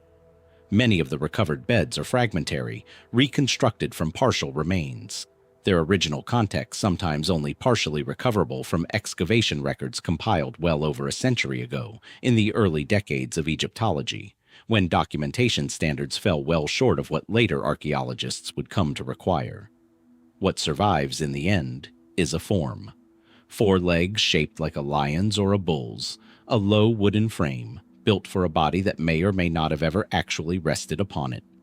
Carried into some of the very first royal tombs Egypt ever built, at the same moment the civilization was first working out what its dead required to make the journey into whatever came next. 5,000 years on, the bed still stands, in fragments, at the threshold of that unanswered question. Rolled leather, brittle with age, the surface cracked into a fine network of lines like a dry riverbed. And beneath that cracking, if you look closely enough, ink. Not paint on wood this time, not beads threaded through a carved head, but writing. Some of the oldest connected writing ever recovered from Egypt, preserved by pure accident on a material that almost never survives the millennia it's asked to. Gebelein sits on the Nile's west bank in Upper Egypt, a site whose dry, elevated desert cemeteries have made it one of the most productive sources of pre-dynastic and early dynastic material anywhere in the country. The same broad tradition of arid preservation that gave archaeologists the Gebelein mummies, among the best preserved naturally desiccated bodies from pre-dynastic Egypt, now held in the British Museum. But it's a different find from the site, considerably less famous than those bodies, that concerns this chapter. A small group of inscribed leather rolls, recovered from an early dynastic tomb and dated to roughly the reign of King Den, a 4th king of the First Dynasty who ruled sometime around 2900 BC. The rolls are fragmentary, damaged, and difficult to read even with modern imaging techniques. Leather does not hold ink the way papyrus does, and what survives is a partial record rather than a complete document. But what has been deciphered places these fragments among the very earliest known examples of connected Egyptian writing, predating by a significant margin the earliest substantial literary or administrative papyri that form the backbone of most Old Kingdom textual evidence. Where Egypt's earliest writing is more commonly represented by short labels, single names, or brief administrative notations, the kind of terse economic record-keeping visible on ivory and wooden tags from the same general period. The Gebelein leather fragments appear to preserve something closer to connected, extended text, a use of writing that goes beyond simple inventory or identification. That distinction is what makes the find genuinely significant and genuinely difficult in roughly equal measure. Egyptologists studying early writing development have generally understood the earliest stages of the script as functional and administrative in character. A tool invented to track goods, label tomb offerings, and record royal names and years, only gradually expanding toward the kind of connected narrative or ritual text familiar from later periods. If the Gebelein rolls do represent extended connected writing this early in the First Dynasty, they complicate that developmental timeline considerably, suggesting Egyptian writing may have been capable of more sophisticated sustained expression earlier than the bulk of surviving evidence would otherwise indicate, evidence that simply hasn't survived anywhere else, because leather, unlike stone or fired ceramic, rarely makes it through 5,000 years intact. That survival gap is worth sitting with directly. Papyrus and leather were almost certainly the primary writing materials for the vast majority of everyday, administrative, and even literary text throughout ancient Egyptian history. Materials cheaper and more practical than carving inscriptions into stone, which was reserved disproportionately for monumental, ceremonial, and funerary purposes, precisely because it endured. That means the surviving inscriptional record, weighted overwhelmingly toward stone monuments and tomb walls, likely represents only a narrow, unrepresentative slice of everything early dynastic Egyptians actually wrote down. The Gebelein leather rolls, however fragmentary, offer a rare direct glimpse past that survival bias. A hint of the far larger body of early written material that almost certainly existed, and almost as certainly has been lost completely, rotted away in tombs and settlements across the Nile Valley long before anyone thought to excavate them. What the rolls actually said remains only partially recoverable, and that incompleteness is itself part of the mystery. Some readings have connected surviving fragments to administrative or economic content, consistent with record-keeping tied to royal or temple accounts during Den's reign. A plausible, unglamorous explanation that fits comfortably within what's already understood about the period's bureaucratic development.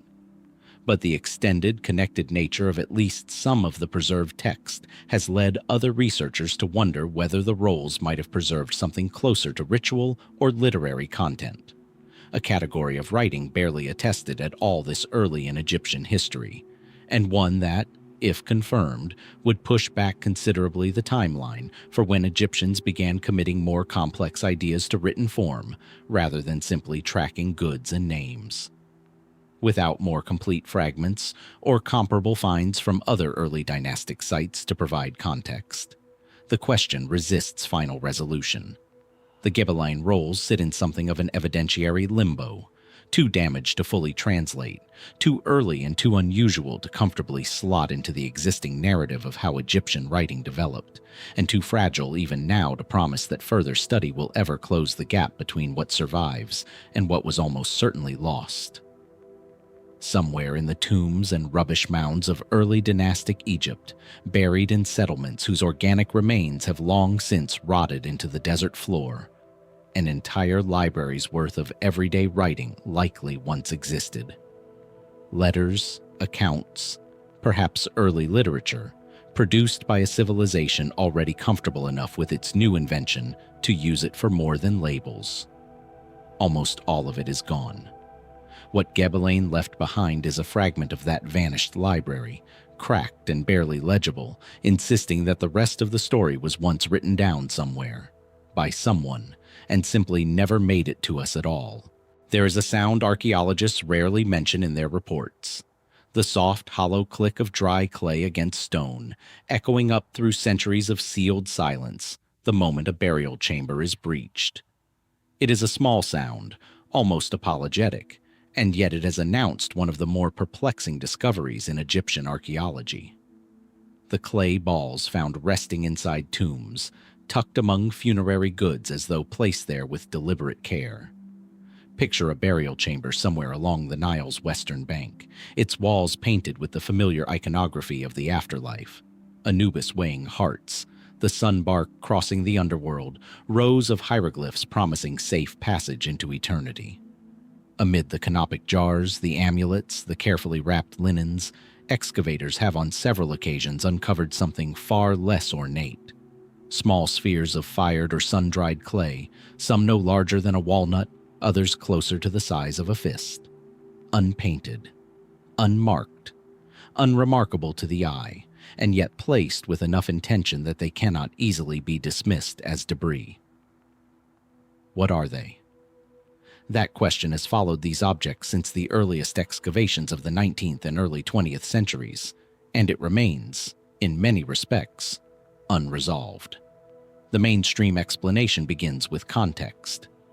Ancient Egypt was a civilization saturated with ritual, and few aspects of daily or spiritual life escaped some form of symbolic representation. Clay, in particular, held deep resonance.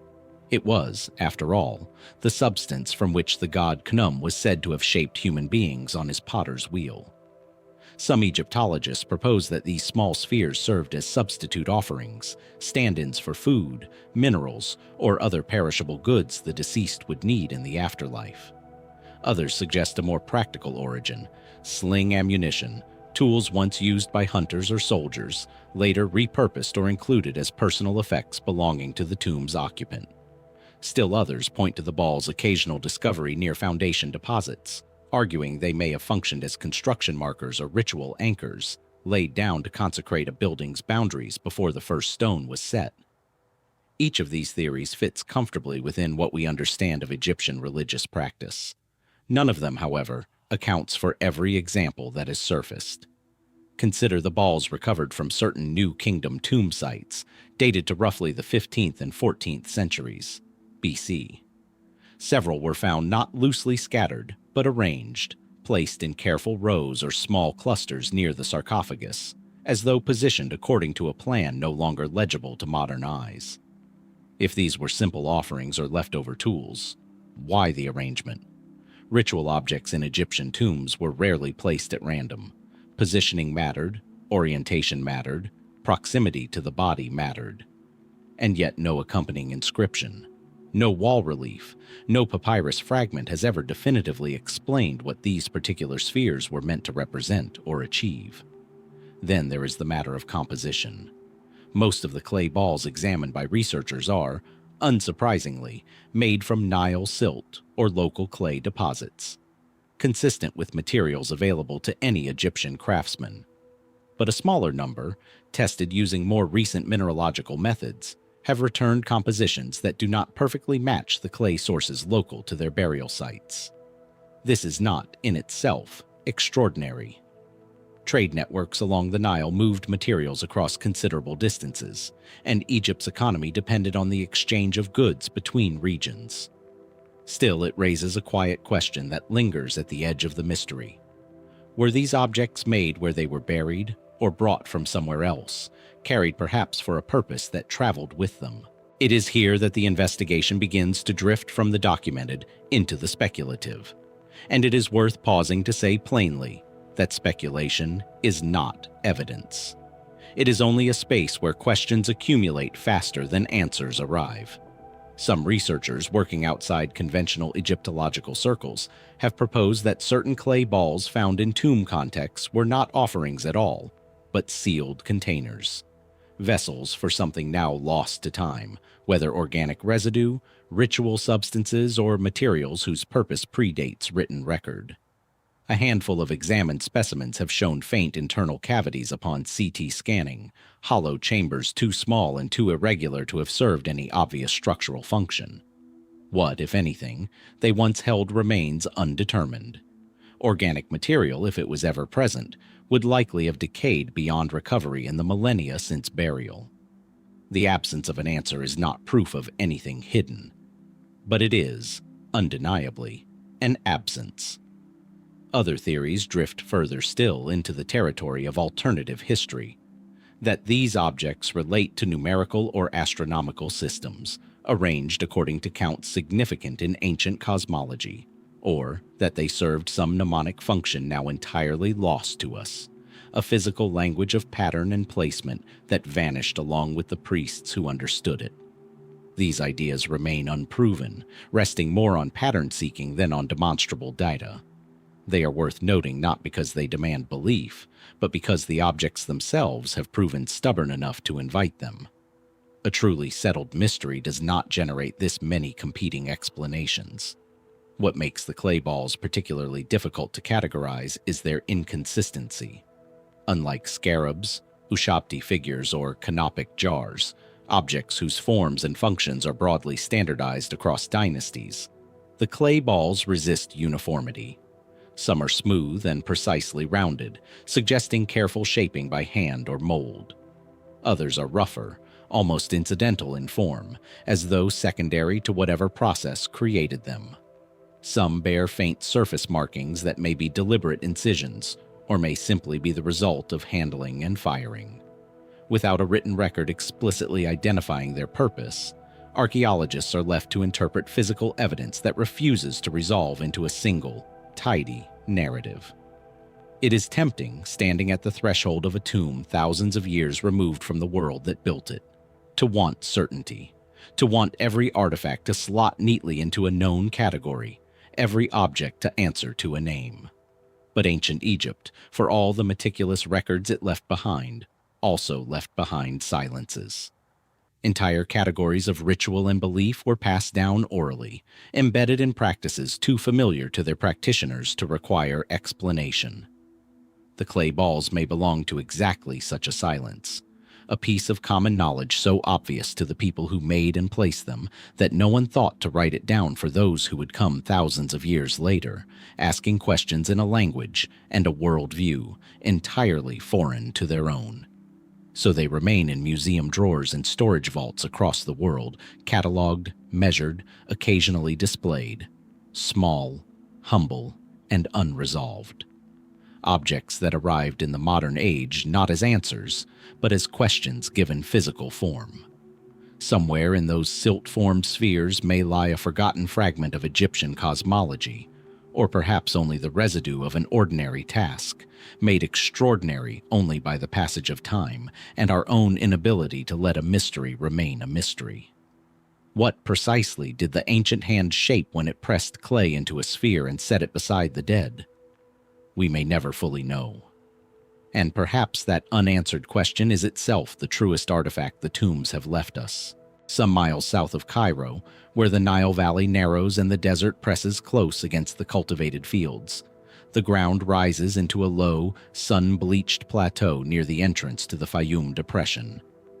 It was here, in the shadow of a crumbling mud-brick pyramid, that a British archaeologist named Flinders Petrie began digging in the winter of 1889, and uncovered not a chamber of gold or a hall of hieroglyphs, but something quieter and in its own way far stranger, an entire buried town and the graves of the people who once lived and worked within it. This is Lahun. The pyramid itself belonged to Senesret II, a pharaoh of the 12th dynasty who reigned in the early 19th century BC. Unlike the limestone-cased monuments of Giza, his pyramid was built from mud brick around a core of rock-cut trenches, a construction method that has left it eroded and diminished by the millennia. A skeleton of a monument rather than the monument itself. But it was not the pyramid that would make Lahun famous among archaeologists. It was the settlement beside it, a planned town the Egyptians called Hetep-Senesret, built to house the officials, priests, and laborers responsible for maintaining the pharaoh's mortuary cult. Today, most know it by its Arabic name, Kahun. What Petrie found there was extraordinary in its ordinariness. Streets laid out in a grid, houses of varying size, from modest workers' quarters to villas with dozens of rooms. Storage bins still contain traces of grain. Tools abandoned mid-use, as though their owners had simply walked away one afternoon and never returned. For the first time, archaeologists were not looking at how Egyptians prepared for death. They were looking at how they lived. And yet, woven through this remarkably intact record of daily life, lie a series of details that resist easy explanation.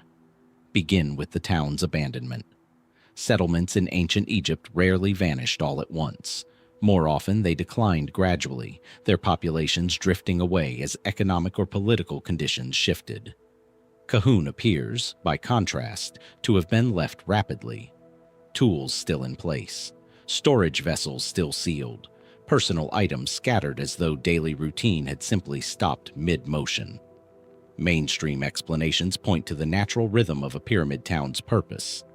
Once the mortuary cult of Senesret II no longer required a resident workforce, administrative needs would have declined, and the population would have relocated to serve newer projects elsewhere. It is a reasonable explanation, grounded in what we know of how these settlements functioned. But reasonable explanations do not always account for every detail on the ground, and the sheer abruptness suggested by the archaeological layer at Kahun has left some researchers wondering whether "no longer needed" fully explains what they found, or whether something more immediate, an unrecorded crisis, a sudden reassignment, an event simply absent from the written record, prompted the town's rapid emptying. Then there is the matter of the burials themselves. The cemetery that gives this chapter its name, spread across the low desert ridges surrounding the town and pyramid. Unlike the grand tombs of nobility, most graves at Lahun belong to ordinary people, overseers, craftsmen, farmers, and their families, the workforce that built and sustained a king's eternal resting place without ever sharing in its scale or splendor. Their burials were modest, often simple pit graves with minimal goods. And yet among them, excavators uncovered a smaller number of graves that stand distinctly apart. Bodies interred with unusual care, accompanied by finely made jewelry, imported materials, and in a handful of cases, grave goods whose origins point well beyond Egypt's borders entirely. Who were these individuals? The town of Kahun was known to include foreign residents. Egyptian records from the broader era attest to Levantine and Nubian individuals living and working within Egyptian communities, integrated into the labor and administrative systems of the state. It is entirely plausible that these richer burials belonged to foreign specialists, perhaps craftsmen or officials whose skills were valued highly enough to warrant more elaborate treatment in death. That explanation fits comfortably within what we understand of Middle Kingdom Egypt's connections to the wider ancient Near East. What it does not fully explain is the deliberate separation of several of these graves from the rest of the cemetery, set apart, in a few documented instances, by both distance and orientation, as though marking their occupants as somehow distinct even in death. Was this simply a matter of status? Or does it hint at a distinction we no longer have the context to interpret? Religious, ethnic, or otherwise? Petrie himself, meticulous as he was, left behind excavation notes that hint at puzzles he could not resolve.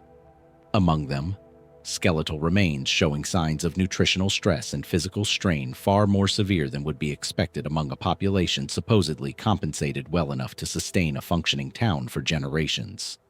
If Kahun's residents were well-provisioned laborers serving a prestigious royal project, why do so many of their remains tell a story of hardship? The gap between the town's material comfort, its granaries, its spacious homes, its evidence of literacy and administration, and the physical toll evident in its cemetery is one that Egyptologists continue to debate. Was life at a pyramid town harder than the architecture suggests? Or were the dead being buried according to a different standard entirely than the one by which the living, apparently, were housed? It is in this gap, between what the town shows and what the graves confess, that Lahun's deeper mystery resides. We are accustomed to think of ancient Egyptian civilization as a single, coherent system. Pharaoh, priesthood, laborer, each in careful alignment with cosmic and social order. But the cemetery of Lahun suggests something more fractured. A workforce whose experience of building a king's eternity did not necessarily mirror the order it was meant to serve. Perhaps that is simply the unglamorous truth of ancient labor, no different in its inequities from any large project in any era of history. Or perhaps there is something in the specifics: the abrupt abandonment, the separated graves, the imported goods, the skeletal evidence of hardship amid apparent prosperity, that points toward a chapter of Kahun's story that was never written down, or was written down and has simply not survived the 4,000 years since these streets last held the sound of footsteps. Petrie's excavation reports, now well over a century old, remain the primary lens through which most of this evidence is known. Later surveys have added detail, but have not resolved the central tension the site presents. The pyramid of Senusret II continues to erode quietly in the desert wind. The grid of streets beside it lies silent. And somewhere beneath the low ridges of its cemetery, the people who built a king's eternal house continue to keep whatever secrets accompany them into their own, far humbler graves. Waiting, perhaps, for a question we have not yet learned how to ask. 3 centuries would pass before another Egyptian site would pose the kind of question Lahun left behind.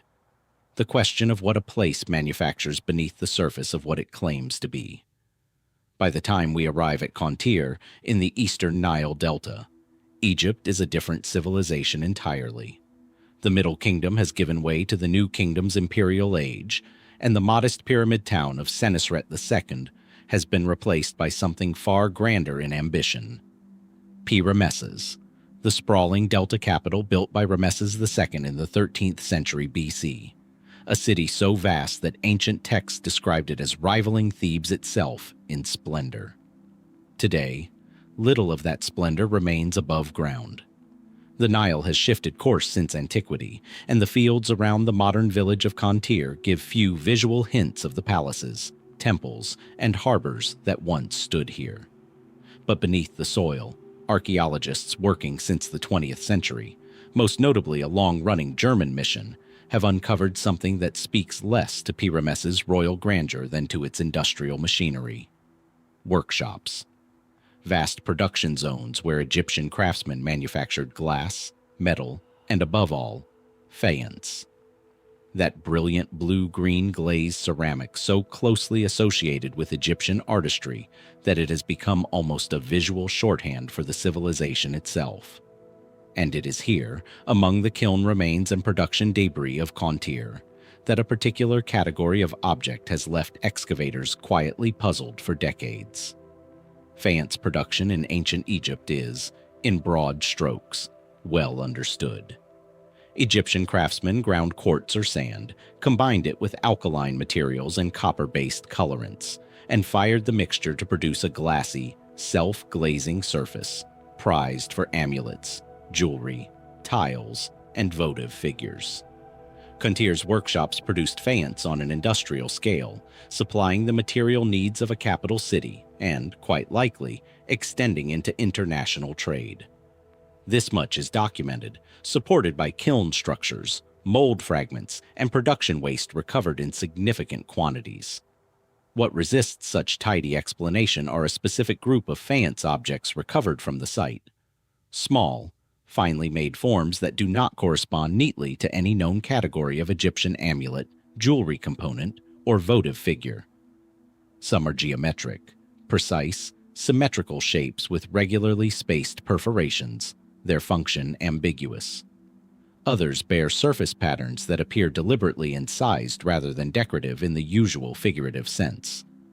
Rows of small marks, evenly spaced, that some early excavators tentatively described as tally-like, though no consensus has ever been reached on what, if anything, they were meant to record.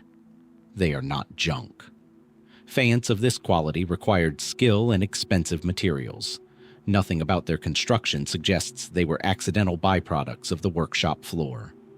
Someone made them with intention. The question is, what intention? The conventional explanation situates these objects within the broad and admittedly somewhat elastic category of ritual or administrative tools. Ancient Egypt's bureaucracy relied heavily on tokens, seals, and counting devices to track goods moving through royal storehouses, grain, textiles, metal ingots, particularly in a city the scale of P-Rameses, where the sheer volume of trade and taxation would have demanded some systematized method of accounting. It is entirely reasonable to propose that these unusual faience pieces served exactly this purpose: counters, tokens, or markers used by scribes and overseers to manage the flow of resources through a capital city functioning at imperial scale. This explanation fits the broader archaeological context comfortably, and for many Egyptologists, it remains the most likely answer. And yet a smaller number of these objects complicate even that reasonable framework. A handful, examined more closely in recent decades, show internal structural features inconsistent with simple solid tokens, faint internal air pockets, or layering suggesting a more complex manufacturing process than a single mold pour would produce. Why apply that level of technical effort to what might otherwise be a disposable counting device? Administrative tools, by their nature, tend toward the efficient and the replicable. Objects meant to be produced quickly, in volume, without undue craftsmanship invested in each individual piece. These particular specimens do not entirely fit that pattern. They suggest either a purpose requiring more precision than simple accounting would demand, or a value, symbolic, religious, or otherwise, that elevated them above the ordinary token. It is at this point that the investigation, as with so many unresolved questions from Egypt's ancient workshops, drifts toward the more speculative edges of interpretation. Some researchers, working from comparative studies of other ancient production centers, have proposed that a subset of these Qantir faience objects may relate to metallurgical or glass-making processes themselves, perhaps functioning as heat indicators or measuring aids within the kilns, objects whose precise calibration mattered because the industrial process depended on it. This would help explain both their careful construction and their otherwise unclassifiable form. It remains, however, an inference drawn from comparison rather than direct textual confirmation. No accompanying inscription at Qantir explicitly identifies their function, and the workshops themselves, though extensively excavated, have not yielded a written manual for their own operations. Further out still, at the fringes of interpretation where evidence thins and imagination fills the remaining space. A few independent researchers have suggested that certain patterned faience pieces from the Delta workshops may reflect a numerical or symbolic system, with no confirmed parallel elsewhere in Egyptian material culture. An idea intriguing largely because of how little it can currently be tested. Egyptology, as a discipline, tends toward caution with claims of this kind, and rightly so. Without corroborating texts or comparable finds, such theories remain provisional at best. But their persistence, decade after decade, reflects something real about these objects. They have never been fully absorbed into a settled explanation, however hard mainstream scholarship has tried to place them. Perhaps that is the quiet lesson Qantir offers, one echoed uncomfortably by Lahun before it. A capital city, however meticulously excavated, is not obligated to explain itself fully to those who dig it up 3,000 years later. Pi-Ramesses was a city of extraordinary industrial capacity, feeding an empire's demand for glass, metal, and glazed ceramic on a scale the ancient world rarely matched. Its workshops have told us a great deal about how Egyptians built, traded, and organized labor at the height of their power. But scattered among the ordinary output of those kilns are objects that seem to belong to some other register of purpose entirely. Small, deliberate, and silent about what they were for. What were the hands that shaped them trying to measure, mark, or remember? The kilns of Qantir have long since gone cold, and the answer, if it survives at all, remains buried somewhere in the Delta Silt, waiting, as so much of ancient Egypt still does, for a question precise enough to draw it back into the light. Accounting, it turns out, was never confined to the workshops of the living. The scribes of Pi-Ramesses counted ingots and glass and grain moving through royal storehouses so that an empire could function in the present. But long before Qantir's kilns were ever lit, Egyptians had already devised a system for accounting into eternity itself, a way of ensuring that the dead, too, would never run short of what they needed.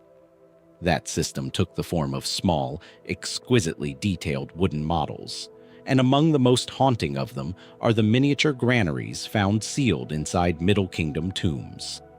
Picture one such model as it might have looked the day it was placed into a burial chamber, sometime in the early 2nd millennium BC, a rectangular courtyard no larger than a shoebox, walled and roofed in wood, its interior divided into small storage bins. Painted wooden figures, no taller than a finger, stand frozen mid-task. Some bent over measuring grain with scoops, others recording quantities on tiny tablets, a scribe seated cross-legged with a model papyrus unrolled across his lap. Every detail rendered in miniature. The texture of grain sacks, the posture of laborers, the careful hierarchy of an overseer standing apart from his workers. It is administration reduced to the scale of a dollhouse and buried in the dark for what its makers intended to be forever. These granary models belong to a broader Middle Kingdom tradition of tomb models, miniature boats, workshops, kitchens, and estates, most famously represented by the extraordinary collection found in the tomb of Makitra at Thebes in the 1920s. The conventional explanation for their purpose is grounded firmly in Egyptian religious belief. The dead required sustenance in the afterlife, just as the living did in this one, and a model granary, activated through ritual and inscription, could magically provide grain in perpetuity without the practical burden of actually filling a tomb with real perishable stores. It is an elegant solution to a theological problem, and it fits comfortably within everything we understand about Egyptian funerary practice. The model did not merely represent food. Through ritual formula, it was believed to become a functioning, eternal source of it. And yet, the closer one examines these objects, the more specific and curious details begin to surface. Details that the standard explanation accounts for only partially. Consider first the sheer administrative precision embedded in many of these models. This is not vague symbolic sustenance we are looking at, but granaries populated with entire miniature bureaucracies, scribes tallying grain, overseers directing labor, even in some examples models of the granary's account-keeping process itself, complete with tiny tablets whose inscribed marks, where legible, mimic real accounting notation. Why go to such lengths? If the underlying magic required only the symbolic presence of grain, the elaborate apparatus of measurement and record-keeping would seem redundant. Yet tomb after tomb includes it, rendered with a level of specificity that suggests the process of accounting was itself considered essential to the magic. Not incidental to it, but central. The dead, it seems, were not simply meant to possess grain. They were meant to possess a functioning system, endlessly measuring and replenishing itself, as though eternity required not just abundance, but administration. Then there is the question of variation. If these models served a single, well-understood ritual function, one might expect a reasonable degree of standardization across tombs of similar status and period. Instead, granary models vary considerably. In scale, in the number of figures included, in the specific activities depicted, in the presence or absence of certain architectural details. Some include granaries alongside model breweries or bakeries, forming integrated production complexes. Others stand alone. Some depict overseers with individualized, almost portrait-like facial features, while the laboring figures around them remain generic and interchangeable. Was this variation simply a matter of individual workshop practice, or family tradition, or personal wealth dictating how elaborate a model one could commission? Quite possibly. But the specificity of what varies, which details were considered worth customizing and which were left standard, hints at a set of unwritten rules that govern these commissions, rules we can only partially reconstruct from the objects that survive.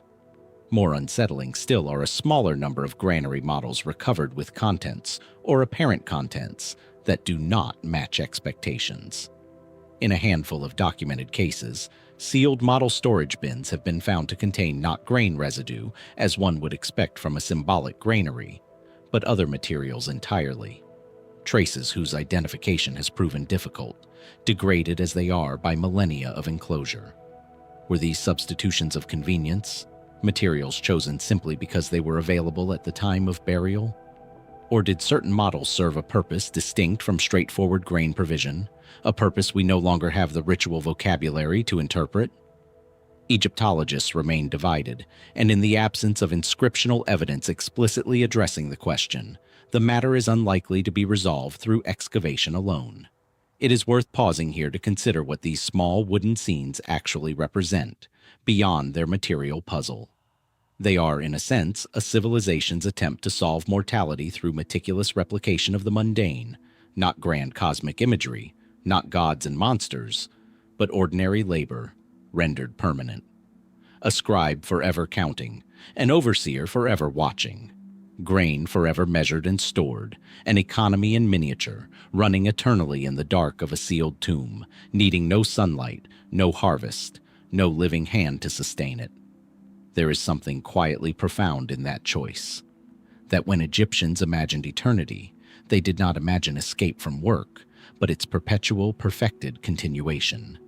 And perhaps that is where the true mystery of the granary models resides, not merely in unexplained variations or ambiguous contents, but in what they reveal and conceal about how the ancient Egyptian mind approached the boundary between life and death. These were not passive offerings, left and forgotten. They were activated systems, believed to function indefinitely, tended by figures who would never age, never tire, never stop their small appointed tasks. What did it mean to those who commissioned them to believe that a wooden scribe with a painted face could count grain forever on their behalf? The models themselves offer no final answer. They sit now in museum cases around the world, their tiny figures still bent over their eternal work, their storage bins still sealed around whatever residue time has left inside them. A bureaucracy of the afterlife, still at its post, still waiting, perhaps, for someone to finally understand what it was counting toward.